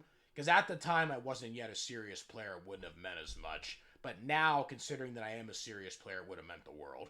So one of the few things in my life I can consider a life regret. kind of sad. Yeah, one of those missed opportunities. But here you are, and it's a good story to see that even the old timers like us can pick it up and get better. Because I'm still stuck in the same gear I've been in since 2015. Yeah. I don't know. Me, That's all though, I mean, like, I'm not going to lie. There were 2 instances over the last 2 years that I seriously considered giving up, though. But I pushed through it and ended up getting better. One period was when I was stuck between 500,000 and 600,000 PB. I really thought I just simply can't play level 19. Like, this is as far as I'm going to go. But once I pushed through that, I mean, I felt like I was really going for it, was really getting better, getting more consistent. Then I think the next time I was close to giving up was maybe like 4 or 5 months ago, and I was stuck in the 800,000 range because it was another one of those, okay, I can play 19, but I just can't play it aggressively enough to get a max out. Then I pushed through that, got my 900K, getting a lot more consistent, good scores. And I just keep telling myself, no matter how hard it gets, just keep grinding it, you will get better. So what's your celebration when you get the max? What are you going to do? Celebration, I'm going to blow my speakers out. That is one, because I'm going to scream so loud. I'm going to dedicate the max out to Jonas on the screen. And then after that, just see what happens. Because I'm going to be so pumped, I'm not even going to know. Sounds like a plan. And I'm just saying, I'm hoping it's tomorrow in the qual, but even if it isn't, I am not giving up until I get that max out. I mean, it's going to happen soon, for sure. So we got Scotto here. 459, for almost 500. So he's on track for a 550-ish transition. He'll Actually, have this to, is on track for more like a 650 transition. I was thinking 100,000 for 101,497. You 20. can take 130 times 5, get you 650, Oh, actually. 650. Yep, you're right. Math. Yeah. Like I said, a lot of times when I play, I just always have in my head what my pace is. So I just do math so fast. I saw the 4 and was thinking 4. I didn't look at the change. You're still looking good here. 115, 548. A little bit of burning, but Scotto can pull 3 Tetris this year, maybe transition somewhere around the low 620s. I forgot to ask him what his goal was for his number of maxes. Maybe I'll ask him in his chat and see what he says here. Yeah, if I had to guess, I would say 3. Just an educated guess from somebody at Scotto's level. So we got just the one session, and I got it up here, so I'm going to ask him. Maybe he'll reply. Yeah, 641 transition here if Scotto's able to get this without burning. Is going to take a burn, though, so 618. This would be 642 transition for Scotto, which is very, very maxable. Very good, but This is a bad burst here. This is a really bad time to get no. bursted. Come on, give him a dirty. Oh, Dirty he was able Tetris. to get that in, but still alive. Oh no. wow, No. got it. Oh, he's gonna 86 it. Now that was one of those ones where RNG just trolled him. I mean, he had the pace. RNG just that was the worst time for RNG to give him a burst. But again, if you have that super pace at transition, no need to take the risk. You're not going for 1.2. But it's difficult to think game meta when you're in the moment and just going piece by piece too. Yeah. I gotta say, a lot of games that I play, I cannot tell you how many times I've gotten burned just trying to go for a final Tetris in the transition. A lot of times I feel like I'd play better just take it to transition and don't get greedy. But then I also have the mindset of a Tetris you get in 18 is a Tetris you don't have to get in 19 when it's harder. So a lot of times I just try to figure out to myself what's the best way to do it. People talk about 19 starts and 29 starts and Yeah, 19 starts, to be honest. I've heard a few people that this weekend are talking about trying to do them. I heard Sidnev was going to try and do them. And to be honest, if you're consistent enough to be able to do 19 max outs consistently, doing all 19 starts might be just the edge you need to be able to get the number 1 seed, because you might be able to get as many as 7 or 8 extra games in. so he just replied and said he's looking for 3 max outs. And Didn't I call it? yeah, he had some snark about getting as many long bars as possible. So I called it. Didn't I say 3 max outs? yeah, you might be the new wizard. I don't know. I just have a general feel for somebody's skill level when I watch them play comp and I just watch their styles and everything. I mean, it's not perfect. I mean, it's one of those things. It's an inexact science, but I got a general idea a lot of times. I mean, it helps me when I'm commentating too. he gets out of that mess without an issue. And he just took the Robin Miharas. He says, I'm not getting long bars unless the well is covered. And that was Robin Mihara's first joke strat, was to cover up your well if you needed that long bar. Yeah. Not too long ago, my wife actually showed me a little funny video where, somebody's not getting long bars, and then all of a sudden, as soon as they seal the well, the gods of Tetris keep yelling long bars 3 times in a row. I just totally died laughing when my wife showed me that video.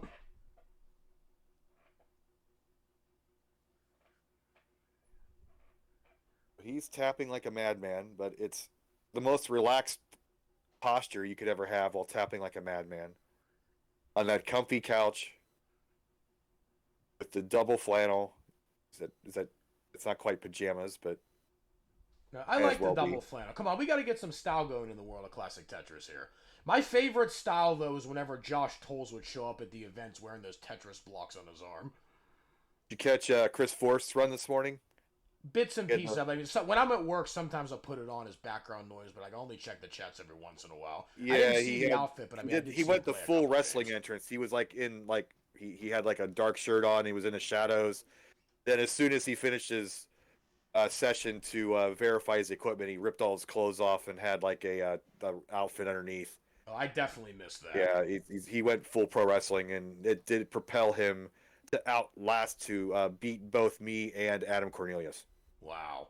Yeah, Yeah, I didn't see the end of it, but I saw maybe when he was around, like maybe it was like first 30 minutes, whatever. I was working and just took a little break. So good old Chris Forrest. I'm glad he got to participate this year. He didn't have a console last year. He didn't have an NTSC console, so I had to get one out to him so that he could play. So Scotto again with another unfortunate top out, but he's like playing max or bust at this point. If he's not feeling it, he's just gonna reset it. Here's the thing: you pretty much have to. Honestly, the way the board's looking, if you don't get a 900,000 kicker, your kicker's almost useless. Yeah, if you're looking at the kickers there, all 8s and 9s. Looks like Ian has a 7, but he had 5 maxes, so that's pretty efficient. I mean, at that point, your kicker is basically another max.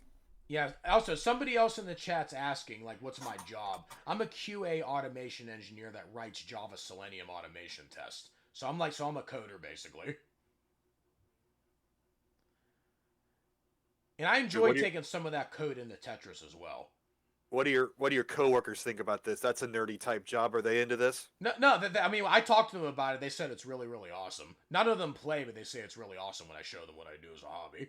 Like what? One of them was like, "What are your pandemic hobbies?" And I said, "I play Tetris competitively." They're like, "Wow, I didn't even know you could do that." Then I showed them some pictures and stuff. They were just like, "Wow, that's impressive." Let's see how he handles this gap there. He's going to do the spin. He's going to do the Z spin. Handles it without an issue. Shaking the legs a little bit. Maybe a little bit of anxiety there. Decided to stop once he heard us making fun of it. I totally recommend players to, don't just sit in the same position for 2 hours. I mean, yes, I'm a joke and I stand up and play and all that, but there really is something to be said about recalibrating your brain and your blood flow and your mindset. 2 hours is an awfully long time to do any one activity for a long time. So standing up, taking your breaks, staying hydrated, etc. That's super important. Yeah, for sure, definitely.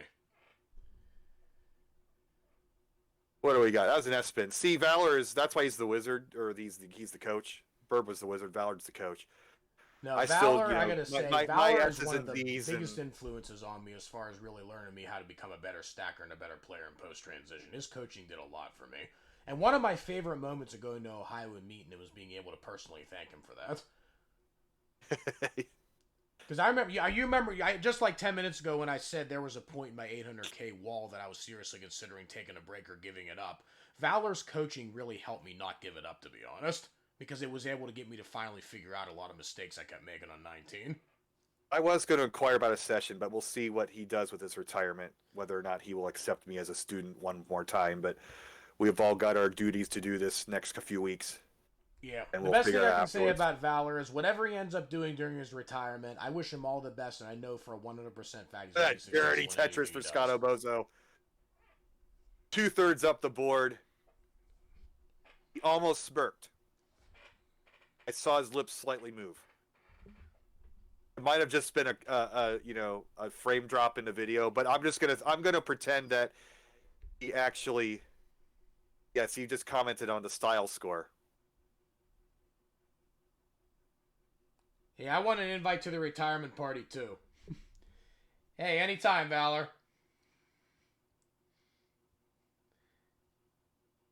Here we go. Yeah, everybody in the chat said we missed a Buko spin. Little love for a Scotto game so far. That was the... I always forget. Again, S's and Z's.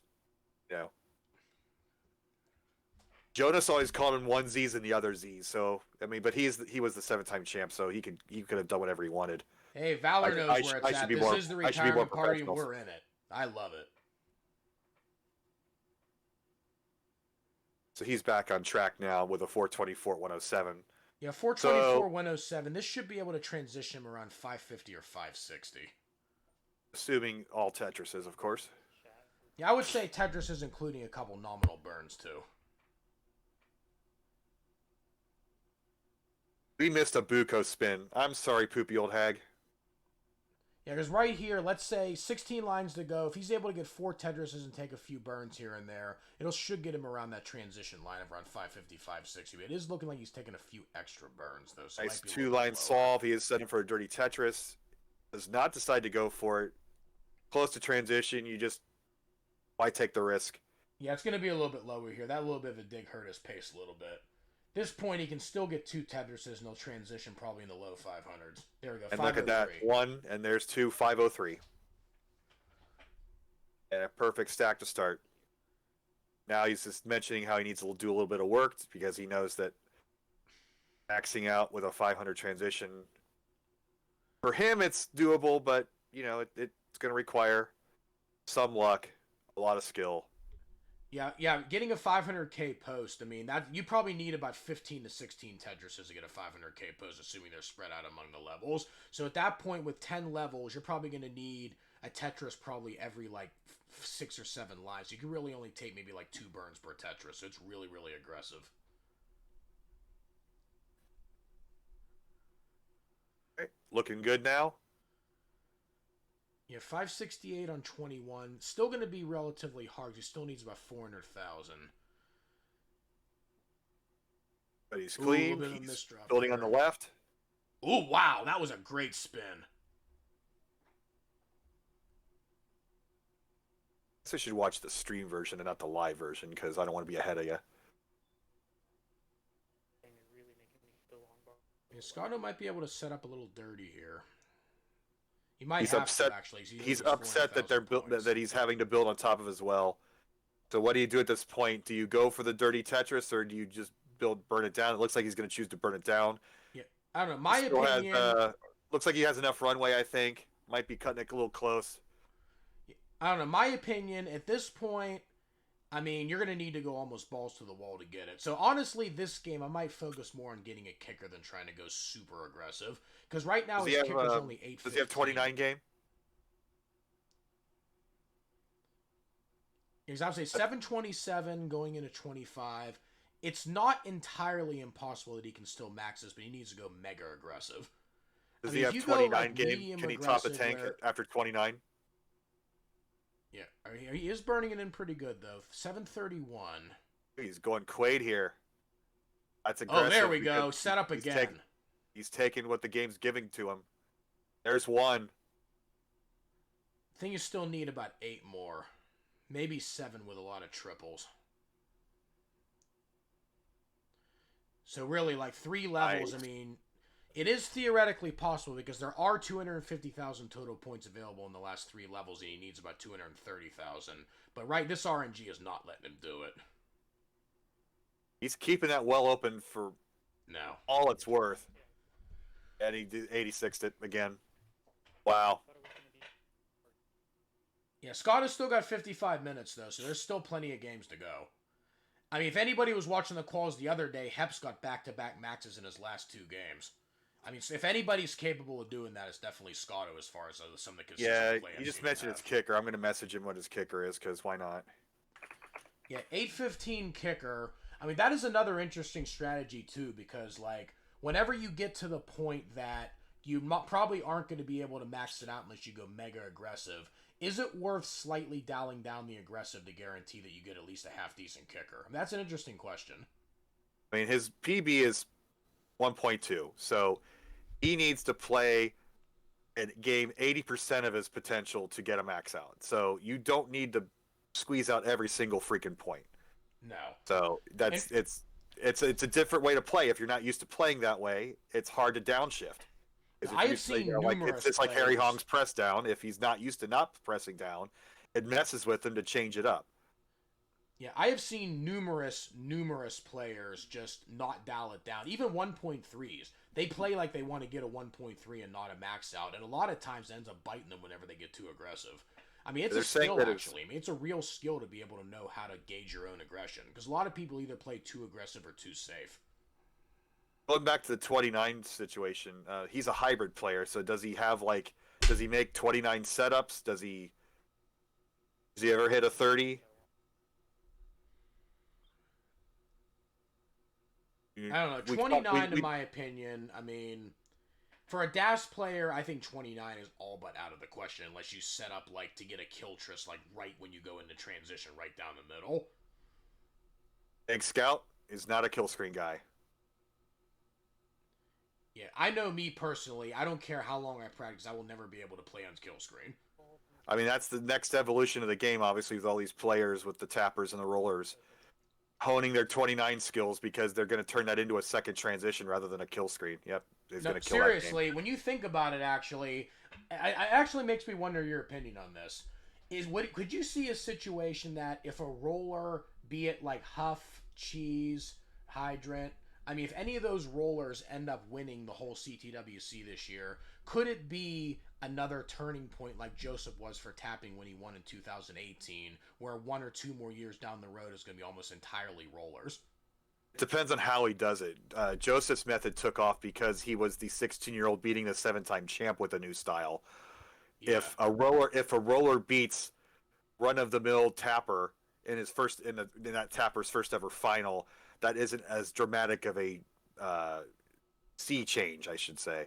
Yeah. So there's certainly going to be growing interest in it, but it's not going to explode the way tapping exploded. But who knows until it happens? Are we going to build Tetris Wells on 2 rows up? No, we're not. I mean, my thought on it, honestly, is if rolling becomes the predominant style, then as much as I keep backing DAS is alive, DAS is not dead, if it truly comes down to having to play on kill screen in order to even survive, DAS will truly be dead. Because DAS physically cannot compete on kill screen, except maybe getting 1 Kiltris you set up for on 28 down the middle.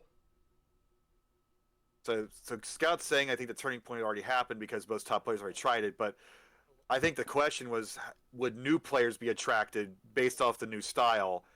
And that getting new people into the scene already, where is that going to come from? Because the teenagers have already come in, so maybe the 20-somethings, but they're not going to pick this game up.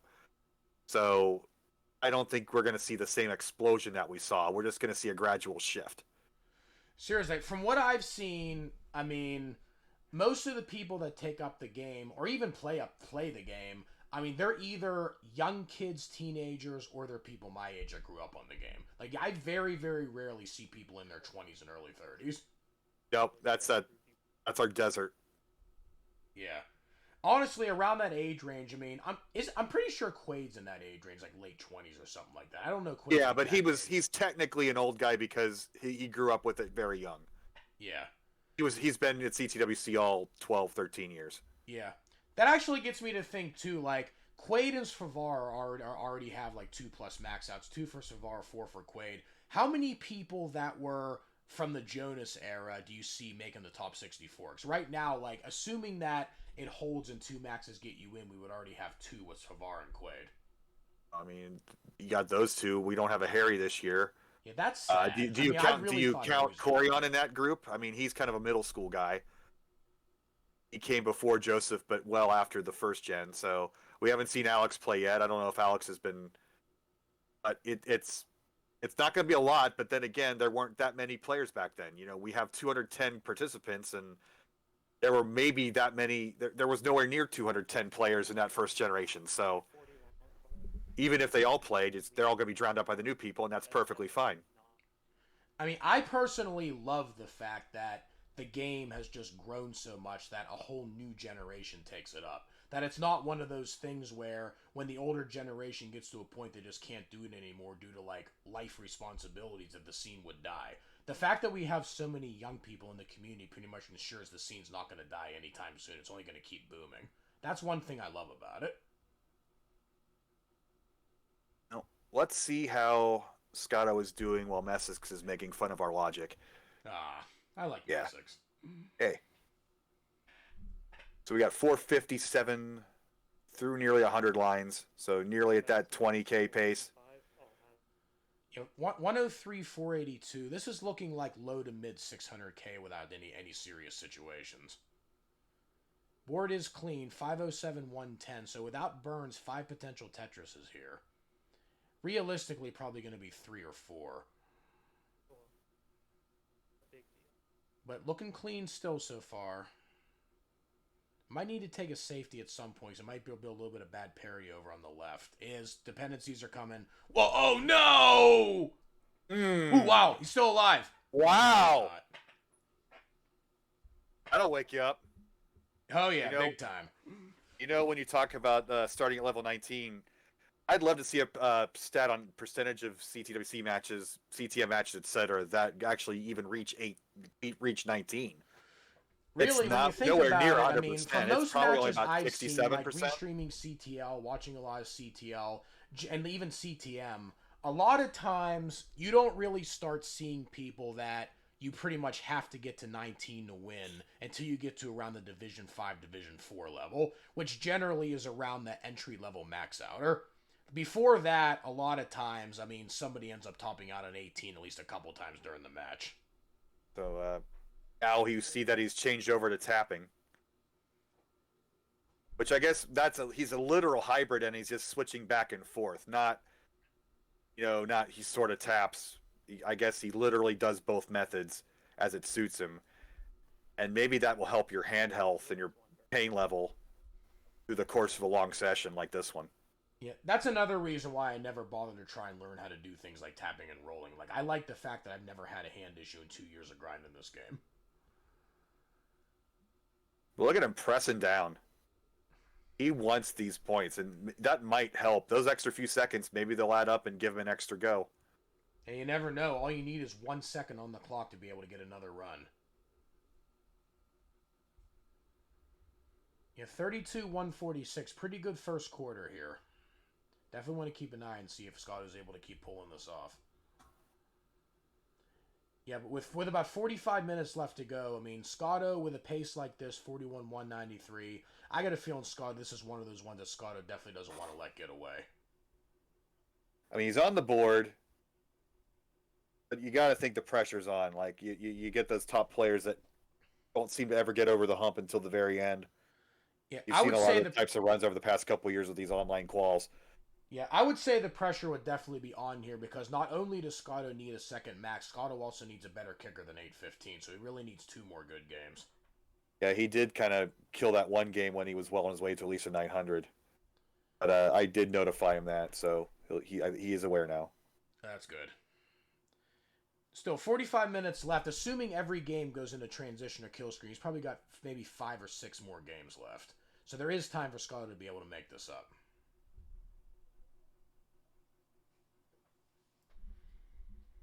He's looking good, building up on the left like he should.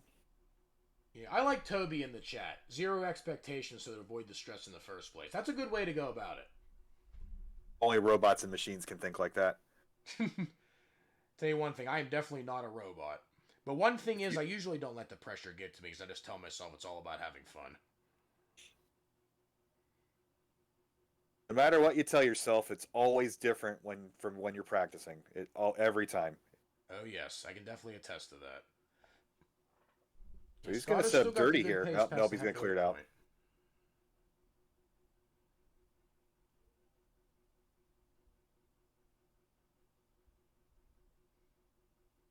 He's asking for a J piece. He's asking politely for a J piece. He's not screaming for one. All right, one thing I have noticed over the years, whenever you ask RNG for a piece, you usually don't get it. He certainly got it 2 pieces after he needed it. And I guess the game likes Scotto more than it likes me.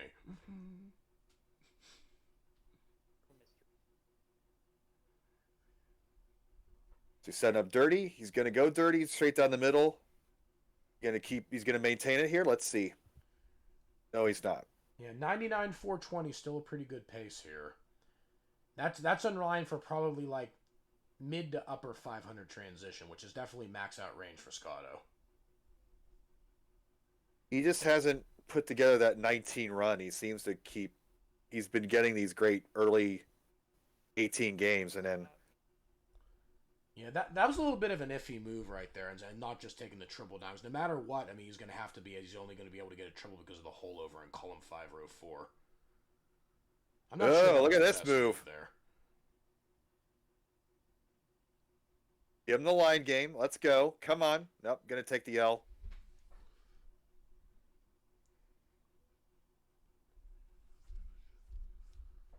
he said it was pointless, but it gave him some points. Triples are worth something. Yeah. I don't know. A Just lot of that's times, more- whenever I just have that hole down the bottom, I usually try to just burn it down. Even though it's not a Tetris, a lot of you're still gonna have that hole down at the bottom. At some point, you're gonna have to deal with it. Like, why not just deal with it and cut your losses? I mean, I'm not sure if it's even the best strategy, but it's a strategy I use. He's going to keep this build one row off the bottom. Here, 495 transition, 500k post gonna be needed, but this is definitely in Scotto's range. He's capable of doing it.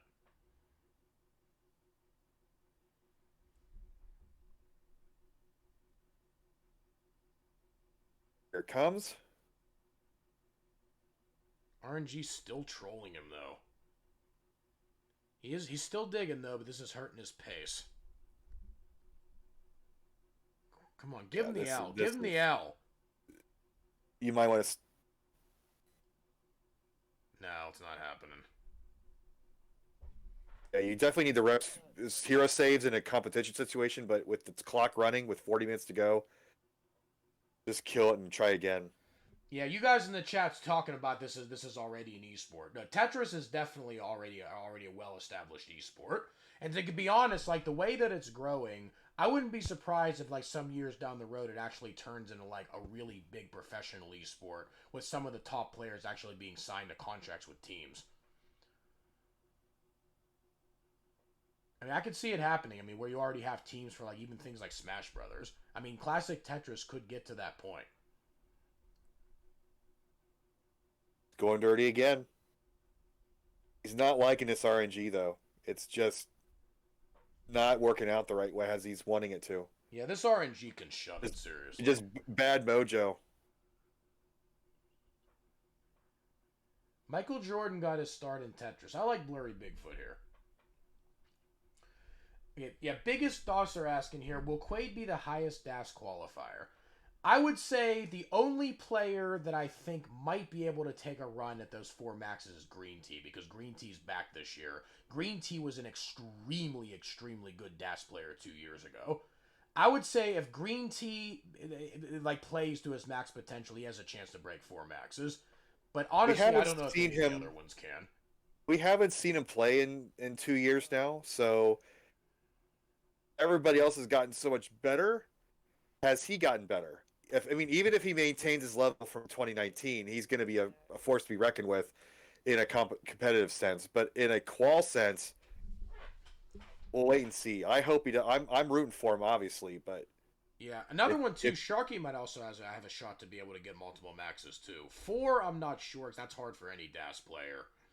But I mean, you can't count them out. I mean, Sharky's really consistent. He usually gets at least a couple maxes in most of his practice runs.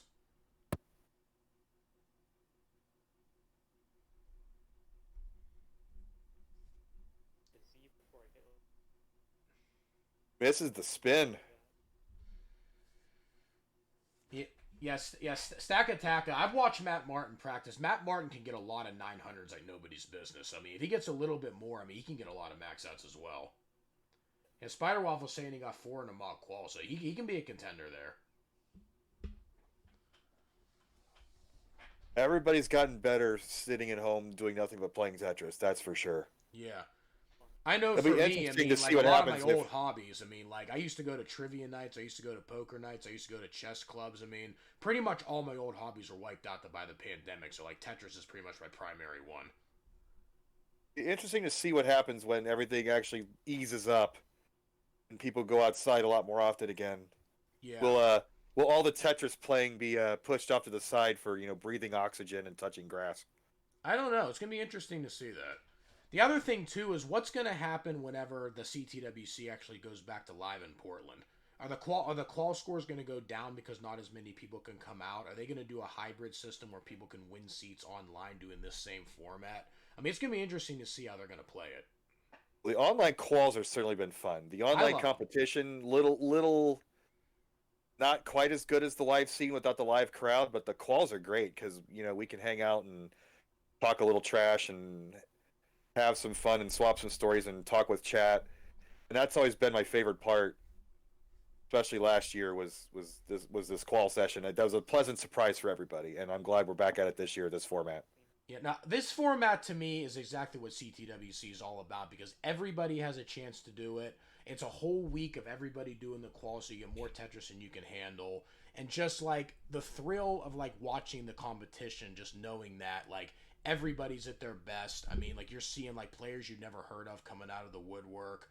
I mean, live because it's like for most people expensive to be able to fly all the way out to Portland. I mean, there could be plenty elite players that for life reasons might actually not be able to go out there.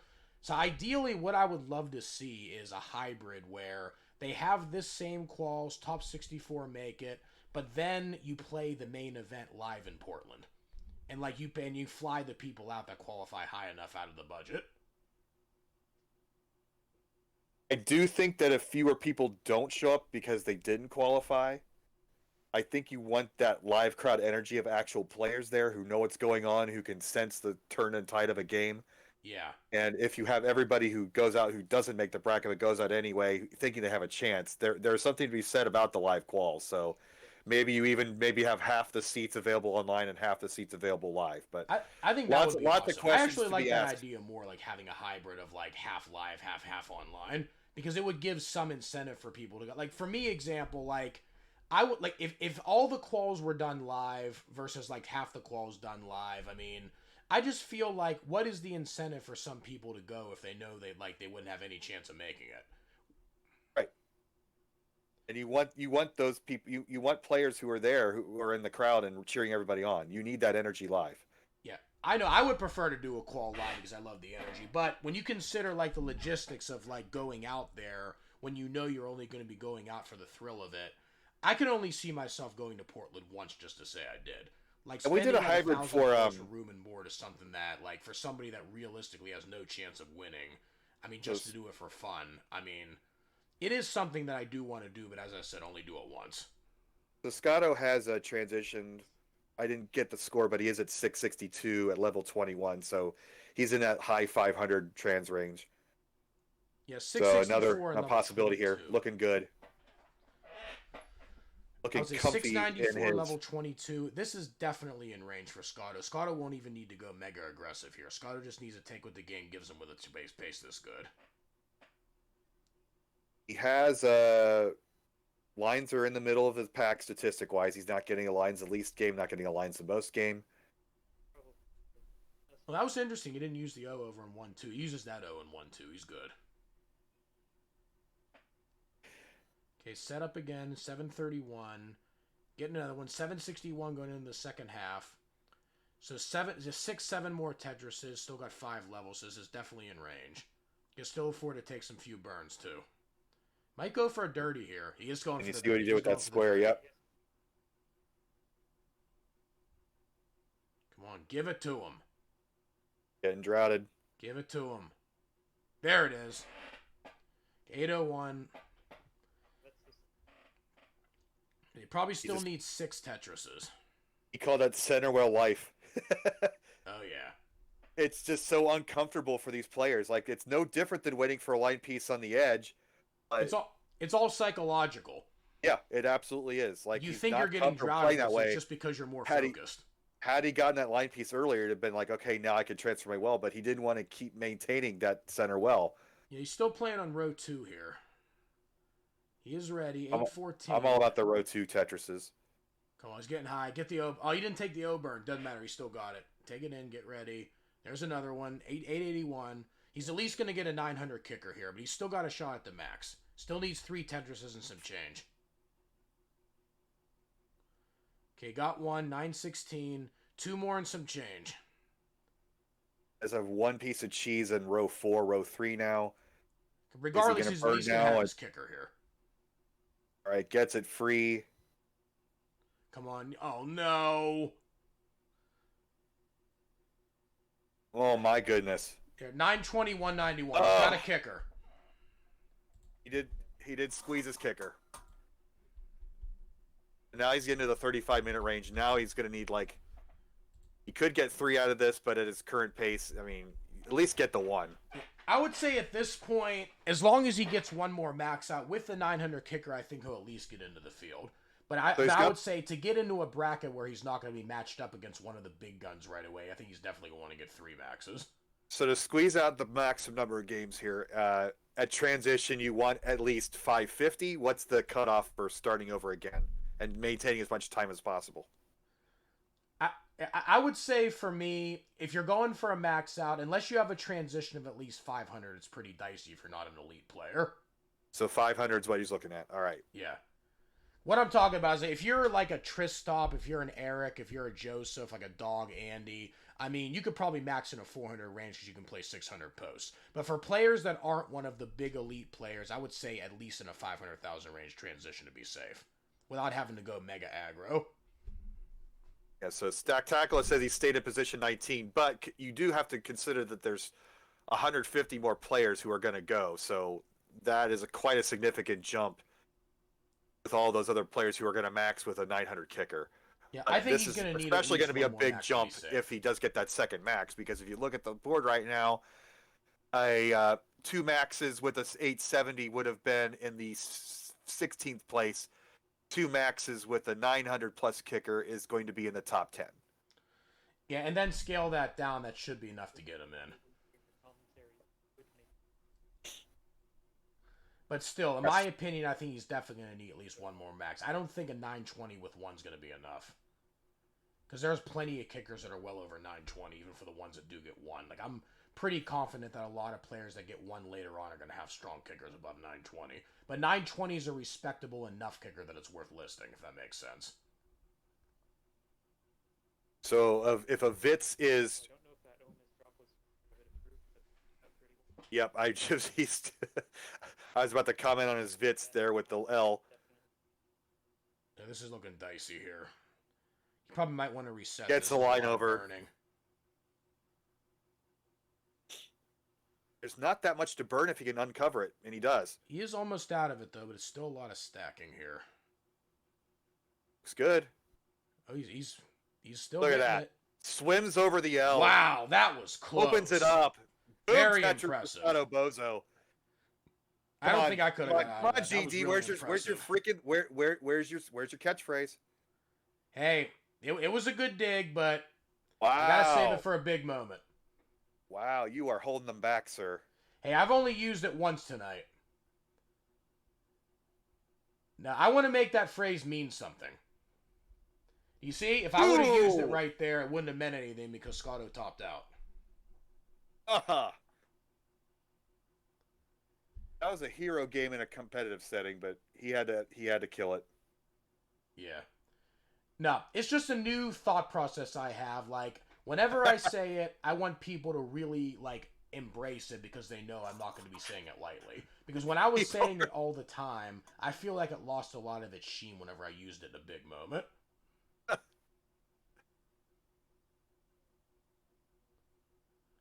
It's just me trying to balance myself out as a commentator. I was thinking about stopping the down pressing, letting it play, but AR Barrow, how you doing? Yeah, I'm not. Unfortunately, I'm not going to be commentating the qual because after this qual is done, I'm actually going to be done for the evening. I'm not sure who's got the shift later on. Wow, that was a nice spin from Scotto there. wow. And that's the other thing, too, whenever Golf 35 says limited by the hours of the convention. I like the fact you can do it online because you don't have to worry about being limited. You can do best of fives in all your matches.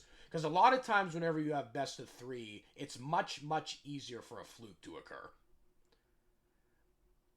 Like for example, when I played in Ohio and I ended up getting a game off of Nolan in Ohio, Nolan is a player I have absolutely no business beating. But because it was a best of three, all of a sudden I'm one game away from winning. When in reality, in a it probably would have been a 3-1. Like best of three is more indicative of somebody's skill and is more representative of somebody really pulling the upset rather than somebody just having a lucky two games to win. And that's what made Jonas's streak so significant, that he overcame that year after year after year. I know. Then just with that limited time, with that biggest possibility of an upset, with the best two of three rather than the 3 of 5 situation. Yeah. I mean, I don't know. Me personally, I will always vote for best of 5 anytime. And if it really means limiting games to best of 3s if you did all of it live, I would do as much of it online as you could to be able to maintain best of 3, best of 5 live. Oh, it's a lot to talk about, but the big thing is we do want to see everybody in person next year for sure. And I will be there next year. I hope it happens in person because I will definitely be there. Nobody's freaking out about anything. Yes, that it's just been. Yeah, 62,285 is a pretty good pay from Scotto in this game. 66,307 at the halfway point. 65 times 2 is 130, so you multiply 308 by 2, that would put him in the 600k transition range. And he's getting another tender, so he's maintaining the pace. So I think Mega Retro was saying that he had some wrist problems again. I haven't kept up with him recently, but I think if we go back live again, he would certainly show up, especially because he lives in the northwestern United States, and that's not much of a trip for him. Yeah, I hope so. I hope so. Ooh. Now he's back to Das, and he let go too early on that. Here we go. 81,378, still on pretty good pace. Still in the 600k transition. Based on this pace right now with 27 minutes left, I'm going to say this is pretty close to a must-max game for Scotto. I mean, you're not always going to get paces to get you 600,000 transitions. I mean, going into the session, what were you thinking he was going to get? Or did you think he was going to be upper level 4+, or were you thinking 1 to 2? I was thinking 2 with a 900 kicker. Originally, I said I would have thought his goal would have been 3 based on his skills, but realistically, I always put it a little bit below the goal. So I was projecting 2 with a 900 kicker. He's getting a little double towered up there. His pace is still good, though. He's still playing it a little bit high. I mean, he knows he needs to get this max. I mean, he's not doing anything conservative here. Gets another one. He's set up for another one. Actually, he's set up for almost 2, I think. Now he's set up for 2. 478, 106. So 600,000 transition is still on the board here. Yeah, 110, 500. Honestly, I think this is a must-max game for Scott. You gotta keep this, and you gotta finish. This is a must-max. But like he said, is he gonna go back to tapping? That's gonna be the big question here. Okay, still has 3 Tetrises available here, so you can still get the 600 trans.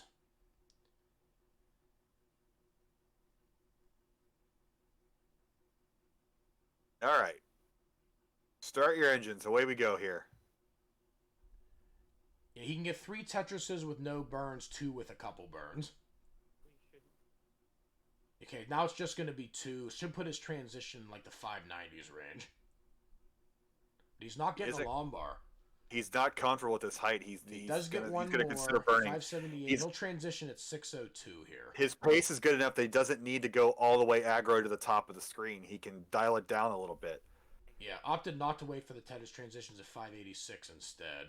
Gets no, the no, finally no problem with that.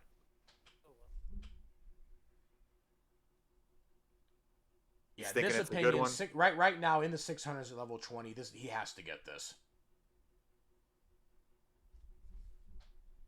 Yeah, there's really no place to put that. Got the Vits. Oh, that's that O burst. There we go. Okay, good adjustment. Good to fill that. Nice and low. That's where you want to be. Oh, come on, come on. A little bit late there. He's just showing off now about Das going on a delayed Vits on level 19. There we go. Boom. 702. Come on, Scott. There we got another one. 731. Perfect board. I hate to say he's got this, but it's as close as he's got this as possible. Now, at this point, he cannot afford not to get this with the pace he's on. He's dependent now. There's the line. 3-line solve. There we go. 768. 50 lines to go. Plenty of runway. My thought is, anytime you're over 750 when you get to level 24, I think you're in pretty good range. Yeah, I've only ever done that 3 times. Like, be at 750 at level 24. Now at 800K, 32 lines to go. Come on. Oh, he's wow. That was a smart move right there. A lot of people are Yeah. just taking the Like triple. flatline That was burn. smart. Kingsman's losing it right now. Come on, 837. 5 more Tetrises. 5 more. He's still got 3.5 levels. You can see the pressure on Scotto's face. Oh wait, he's a robot. Nice. Still Wait, getting he it. just jiggled a little bit. I noticed some intensity. Still needs. He 5. knows he needs this. There He's we go. trying 4 to be more. Mr. Cool. Actually, with the triples, possibly 3 more. Okay, there's 1. 18 more lines. It's still got the runway here.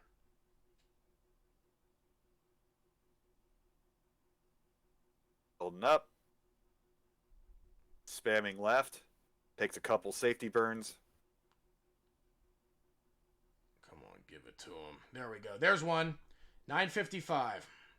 A triple and a Tetris should do it. There we go. 990. Okay, triple and a line out here, or 1 Tetris. Set up for it. He's set up. He's set up. Give it to him. Give it to him. Come on, give it to Game. him. Let's go. Let's go. Come on.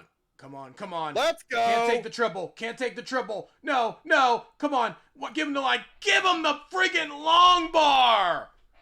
Are you kidding me? 995, 359. Wow, he's asking about the triple. 5,000 points away. Okay, at that point, I think 1 more max will definitely get him in with a 995 kicker at least. Oh.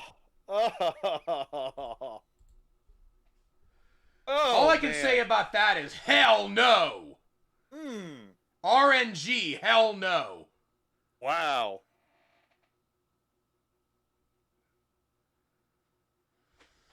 Seriously though, 995 with a kicker, I really think a second max will clinch him in with a kicker that high. So that game was not in vain, in my opinion. He is upset, as you can imagine. Somebody with that demeanor can be upset. He's actually speaking more than a couple sentences. But he started right away again. Yeah, actually, Sundeko, I think a triple would be about 9,000 or so points. I know triple into 29 is 9,000. So I don't think it wouldn't have been enough. I said a triple and a line I would have been able to finish it, but at that point RNG just wouldn't give it to him. Because he was at the point near the end of 227 lines that I think the triple wouldn't have been enough. Because I think he did take the triple, take one of them near the end. Yeah, this game just killed that game. Oh, he's gonna keep it in. He's gonna get the dirty Tetris. Maybe not. Now this RNG's bad. He's still lined up for it though, but he's taking a lot of burns. Did not see that L spin. He finally got it. But he's still gonna be doing some digging here. Yeah, just kill that. RNG, real nice guy. I like that from Tyrannosaurus Rad. Actually, I like Rudy the Number Gopher better. Somebody's got to get that meme going. Rudy the Number Gopher, as in gophering up your score. I mean, that's got to be the top kicker. No, seriously. I mean, it's a strong enough kicker that I think another max should clinch the gold bracket for him. In fact, I mean, it's going to be close enough that, I mean, it might end up getting him in the gold bracket anyway.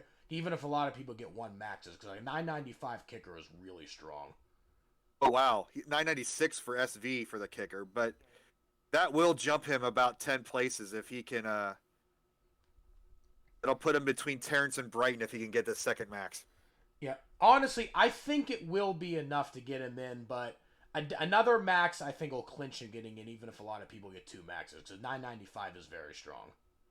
Thanks, Stack. I can see the stream, but it's very small letters. I had to, with my old man eyes, go squint at it. But yes, it's a jump. It's quite a jump. Yeah, they're just saying they're E flat having a 999 kicker, but E flat's got 4 maxes. E flat's in no matter what. And keep in mind the 30th percentile is the gold bracket cutoff, and right now, that would be your top 15 places. So he's not in that 15th place right now. He's under that threshold. Top 45th percentile would be your silver bracket. So this max out is probably at this point going to determine which bracket he's going to be in. If he wants that slice of the world championship, he needs to get this max now. But as I said, the good news is if he gets that max, he'll have enough of an edge over the other 2-time maxes. It should clinch him. Absolutely. He knows, and I think Scotto knows it. So it is a good news that last game was not in vain, giving him a strong kicker at least. Not completely. Yeah, 47,195, looking like a pretty solid pace. This is probably upper 500,000 transition territory. So, which, again, anything over 500,000 for a player Scotto's caliber is definitely in range. There was a good point in chat also. Had he taken that triple to go into 29, he would have gotten credit for a level 29 triple because it gives you the next level points when you transition. Yeah. That's why I always look at it when I go in. When I get to the very end, I know the last Tetris is 36,000.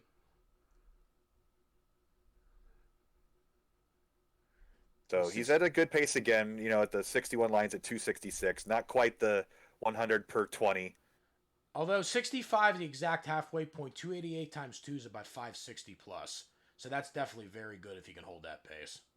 And might even improve on it the way Scotto plays. I mean, he's shaking his leg now, so he's feeling it. Yeah, 17 minutes left. I mean, Scotto's got 2 more shots, maybe 3 after this. Depending if Scotto punts one of the other games. But yeah, 17 minutes are still time. Like he's definitely got at least 2 more shots after this one. So RNG is helping him out. He had the L dependency, filled it right in immediately. Same thing Christo, with the J right love there. To hear, getting enlightened.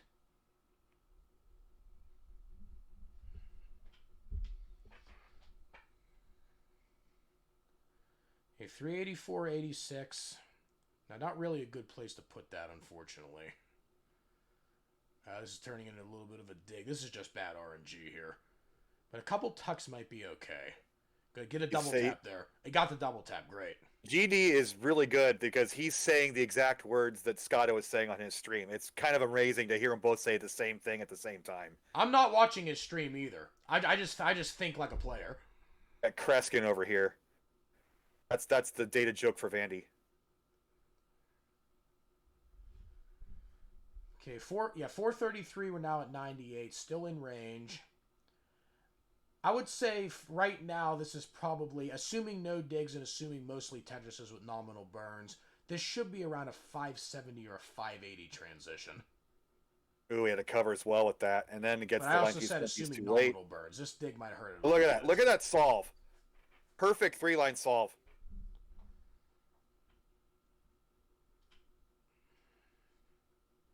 There you go, 484, 112.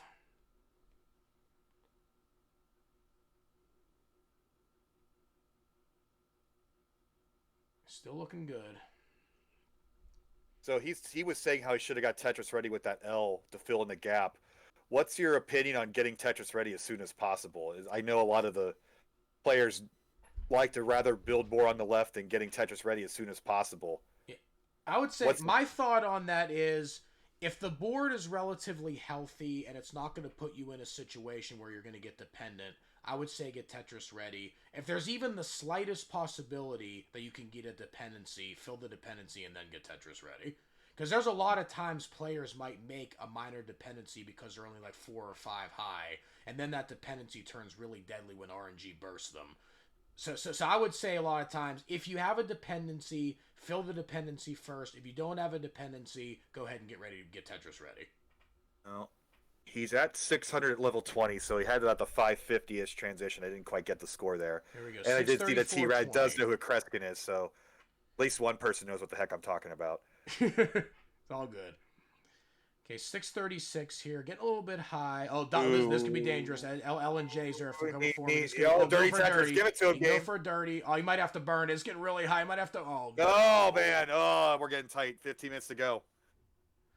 He said he's got at least 2 more shots. He needs this though. He needs to get one last one here. This now, as soon as I saw that low where it was a J or an L turned into a Lawnmower dependency, I knew normally these streams are about 500 viewers or so, and you got 4 to 9 players on, and it's all fun and jokes and let's talk about other things. But we have 550 viewers focusing on one man trying to get one score with 15 minutes to go. This is the most intense we've seen in the qualifiers this entire session. Hey, he wants to get a hell yeah out of me. He's got to get this last max. It's coming. We all think it's coming. Come on. I know the chat wants another hell yeah from me.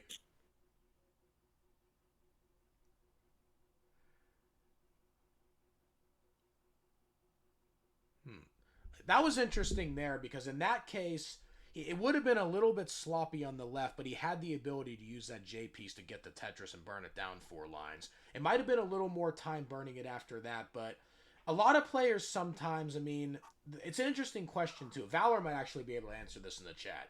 Do you always take a Tetris if it's available, or do you pass up a Tetris for board health? Because it looked like right there that Scotto passed up the Tetris. Ended up taking a few burns afterwards. Would he have taken those same burns if he just took the Tetris?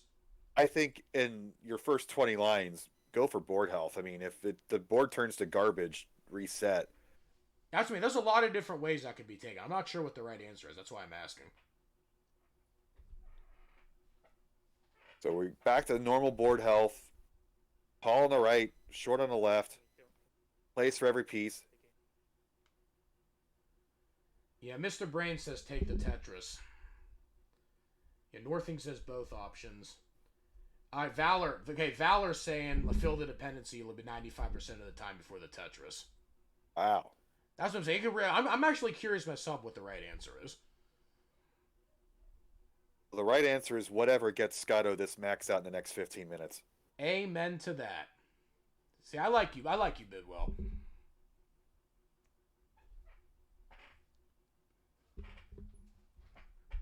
So we're looking good. 60 lines. Well, he's got 58 at the moment, but the next Tetris will get him that 100,000 point pace. So obviously, Valor's display gonna explain defense right now, worked the I right like way.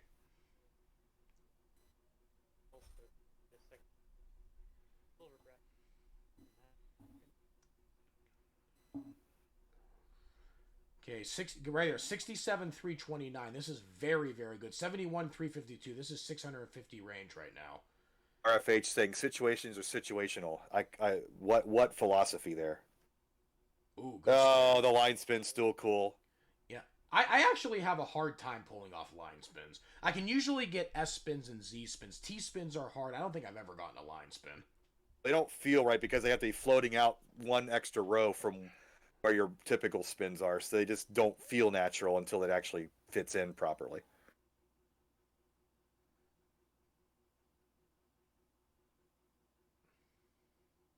So here we go, 421 through 84.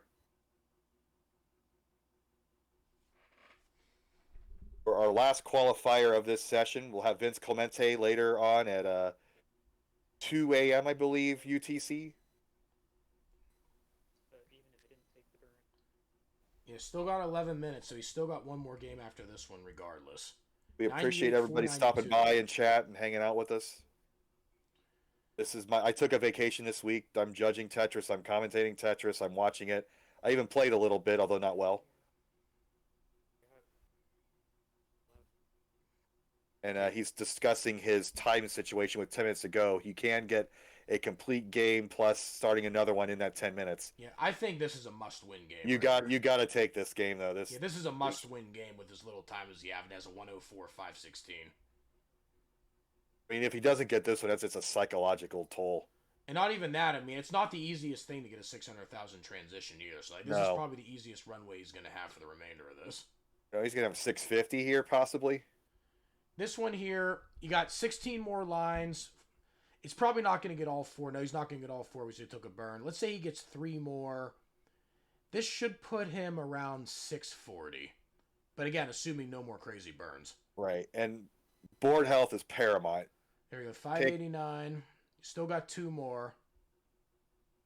Get that transition with the stack below the halfway point of the board.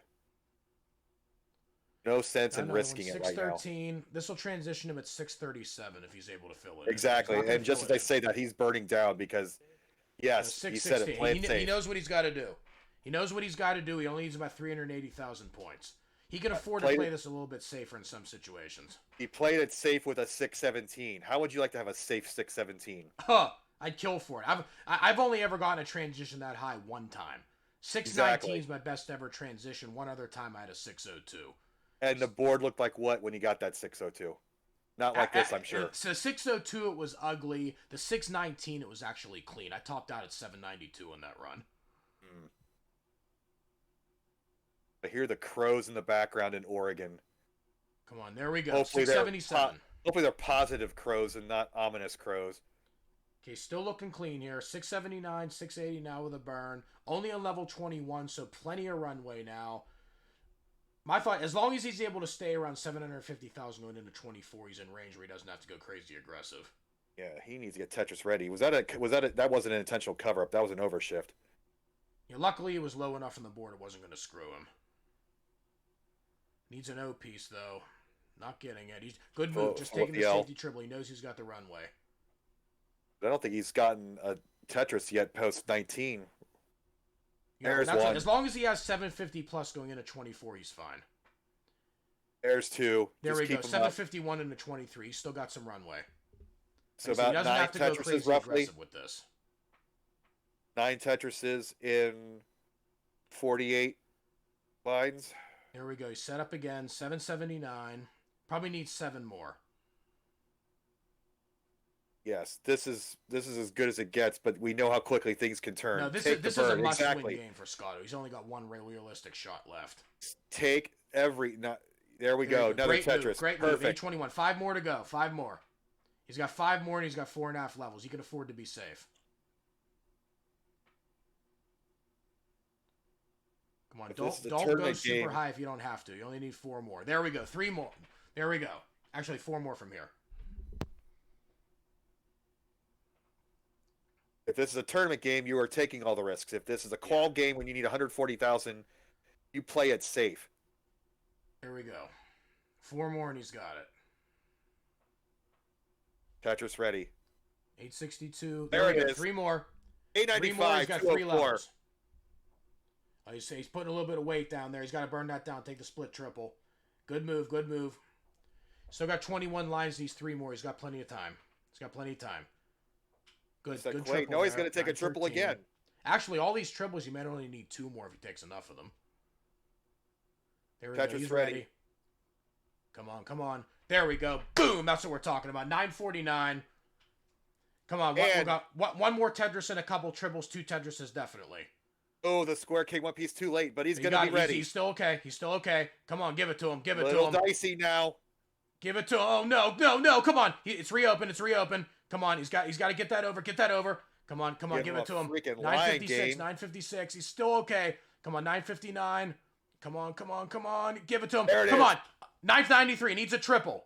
He needs a triple. He can set up for the triple. Come on. There it is. Got it. He got it, ladies and gentlemen. He got the second max out. Hell yeah. 5 minutes to go. Start again, dude. Let's go. He just said he learned from his mistake and took the triple to max out. Yeah, you earned the hell yeah on that one. Much AF. That is loving it. And we're going again. You got to take that momentum and get a third. That's going to take him up and near the top 10. No, that with a 995 kicker, I think that clinches his spot. 11th place right now. With another max, he's going to jump up to 8th. He can do this. He can do this.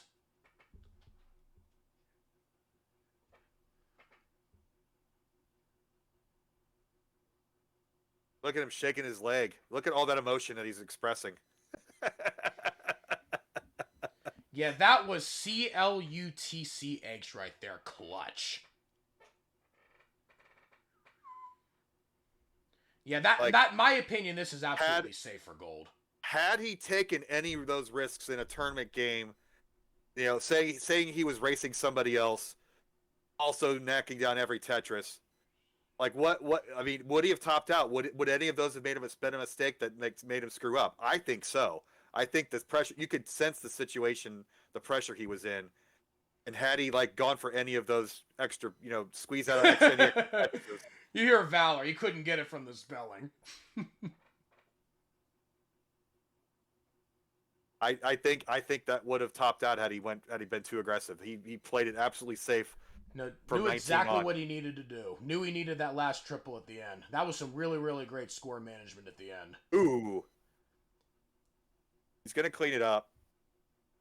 Yeah, he still even if he doesn't want to play this game, he's still got 4 minutes. He still has time. Yeah, he's still got 4 minutes. Yep.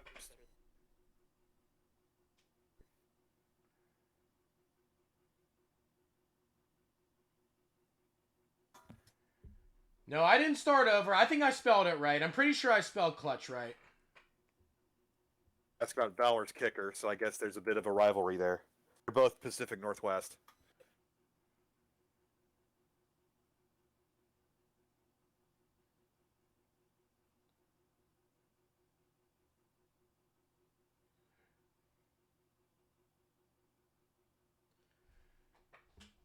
Valor rooting against Scott. Oh no, ouch.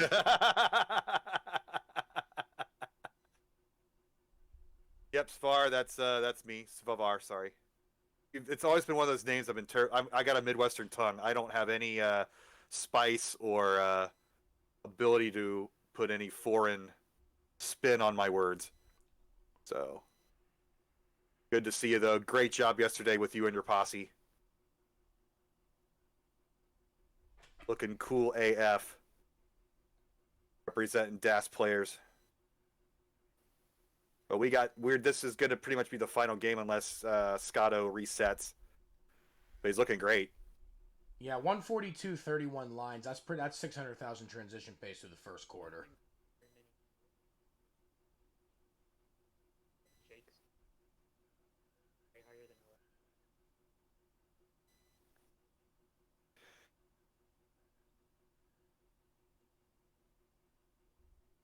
Getting a little spicy up there. Ooh, that was close. Whoa. That was like one frame right there. Yeah, I was swimming with sharks right there. Holy crap. Seriously, one frame. Did he just really not want the Tetris, or he just like the drama? I don't know. No, I think he's trying to pump up the crowd. I mean, he already knows the crowd's getting pumped up because he waited till the very end to get in the field. He's thinking in his mind about the math. He's like, I can't beat Quaid right now, but can I beat Valor?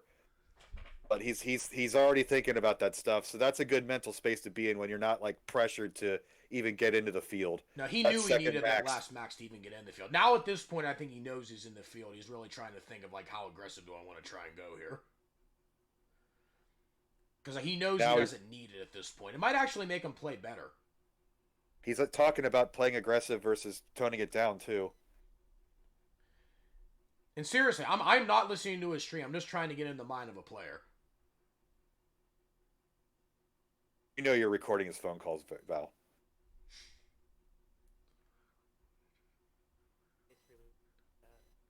He's complaining about his bad pace at 278. I don't know. 70 times 4 goes to 280. That's about 520 if it stays the whole way through. That's Add a little bit of aggression, probably like 550. Yeah, for million point pace, that's perfectly fine. Yeah. Yeah, for me, honestly, like, when I play a game, even though I haven't gotten to max out yet, I usually consider, like, 550 around the mark where I feel like this could be the game.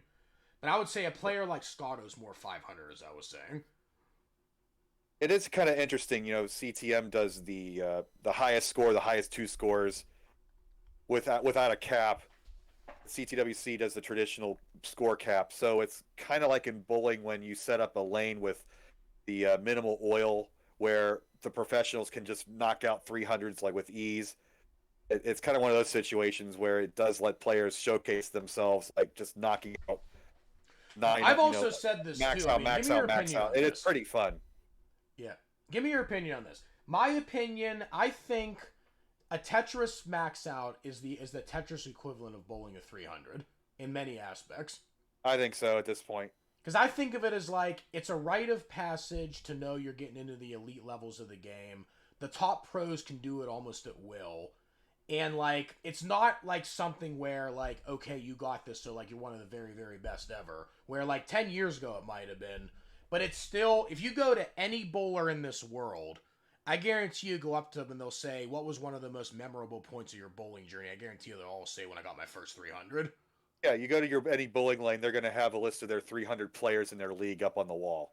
That's what that's to me. That's what a Tetris max out is. Like it's not. It's a real rite of passage. For sure.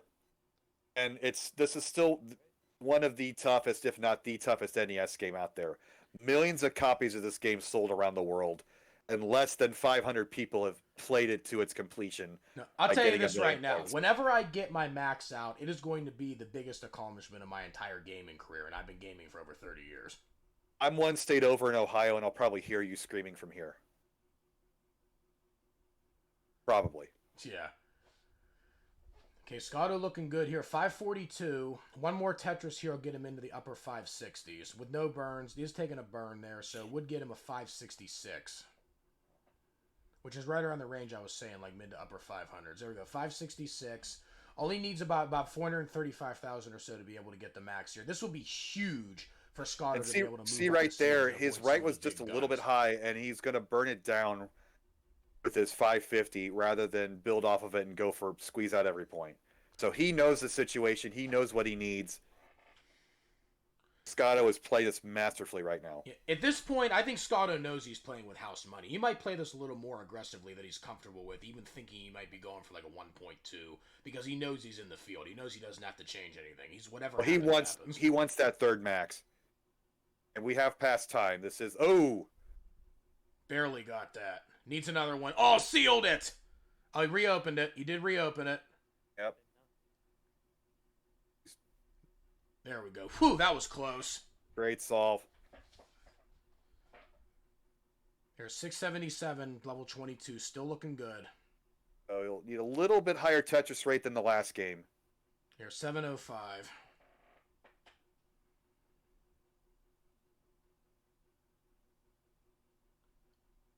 So he's going to need about 5 or 6 lines to burn this down to normal.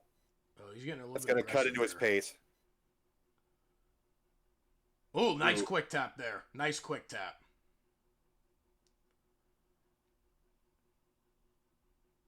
So he is playing DAS this game, so he is... No, he's still got plenty of time. He can set up for a dirty. He'll set up for yeah. the dirty. Ooh, Gets he's it. There gonna we get go. the dirty, but it's going to 748. run his board state.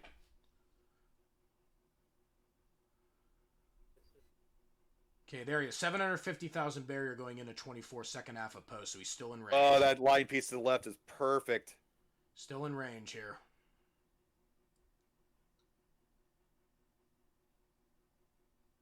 Oh, he needs a J. This is suffer game right now. Come on, needs an L. Got the L. Longboard down in column 8. Good. Alternating burn shells. Look at line, line, line, line, line. Get it down to the bottom. All right, 767. Might have to turn up the aggression a little more in the last 3 levels, but he is still looking good. 778. He's only going to be able to take a handful of burns here. He's At going this to play point, one he's off the already got a bottom good here. kicker, so it's max or bust. Ooh, He's going to nice. play slightly dirty. There we go. There's Come one. on. What do you do on the left? You're going to have to build a Long dependency. bar. He There we does go. get Come the on. line. Nice Yep. RNG here. 860. Oh, this is going he's to be gotta- really, really tough at this point. Only got 18 lines left. He's going to have to go nearly almost entirely perfect. And even that, I don't think it's going to be enough.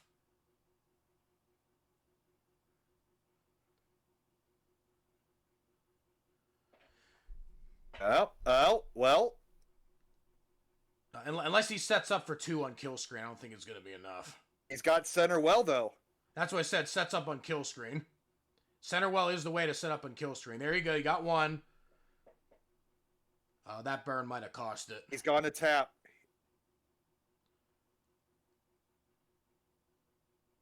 Oh, he's playing it. He's still playing kill screen. He's not going to get it. Wow, not getting it to get it. I don't but know. that's a heck of an Nevertheless, though, effort. clutching that max really close What? to the end. 2 maxes, 995 kicker. I think for sure Scotto's getting in. Yeah, great performance. Great call from Scotto here.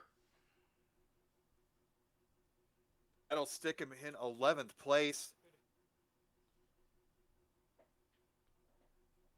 Look at that. 999, 999, 995. Yeah, I don't know. I think- 995 with 2 maxes, I think he's safe. He's more than safe for sure. Where he's going to be the bracket, he's going to be playing for the gold. Heck of a game, I sir. project him to be somewhere around between 48 and maybe 55 as far as the seed goes. Woo! He'll probably be the 6 or 7 seed in his bracket. Wow. But either way, I'm almost positive he's in. Great performance from Scotto. Definitely great. was a pleasure to talk to you throughout this session, Mr. Woods. I be looking forward to more from you.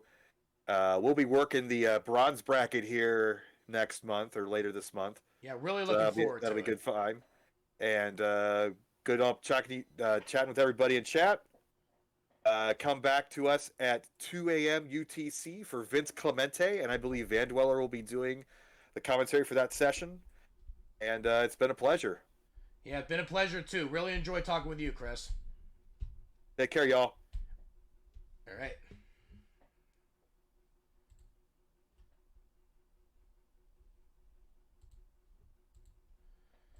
All right, that was awesome, guys. Hell yeah! All right, let's see if we got anybody we can raid. Oh, looks like Sharky's playing. Sharky's doing the ignition award ceremony in a mock claw. I think we should raid Sharky. It's up to us to defy it.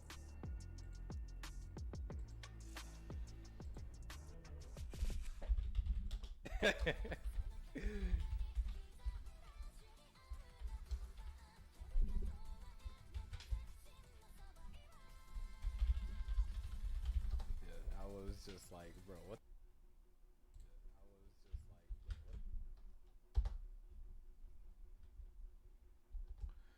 All right, thanks so much for coming in, guys. You guys are all the absolute best.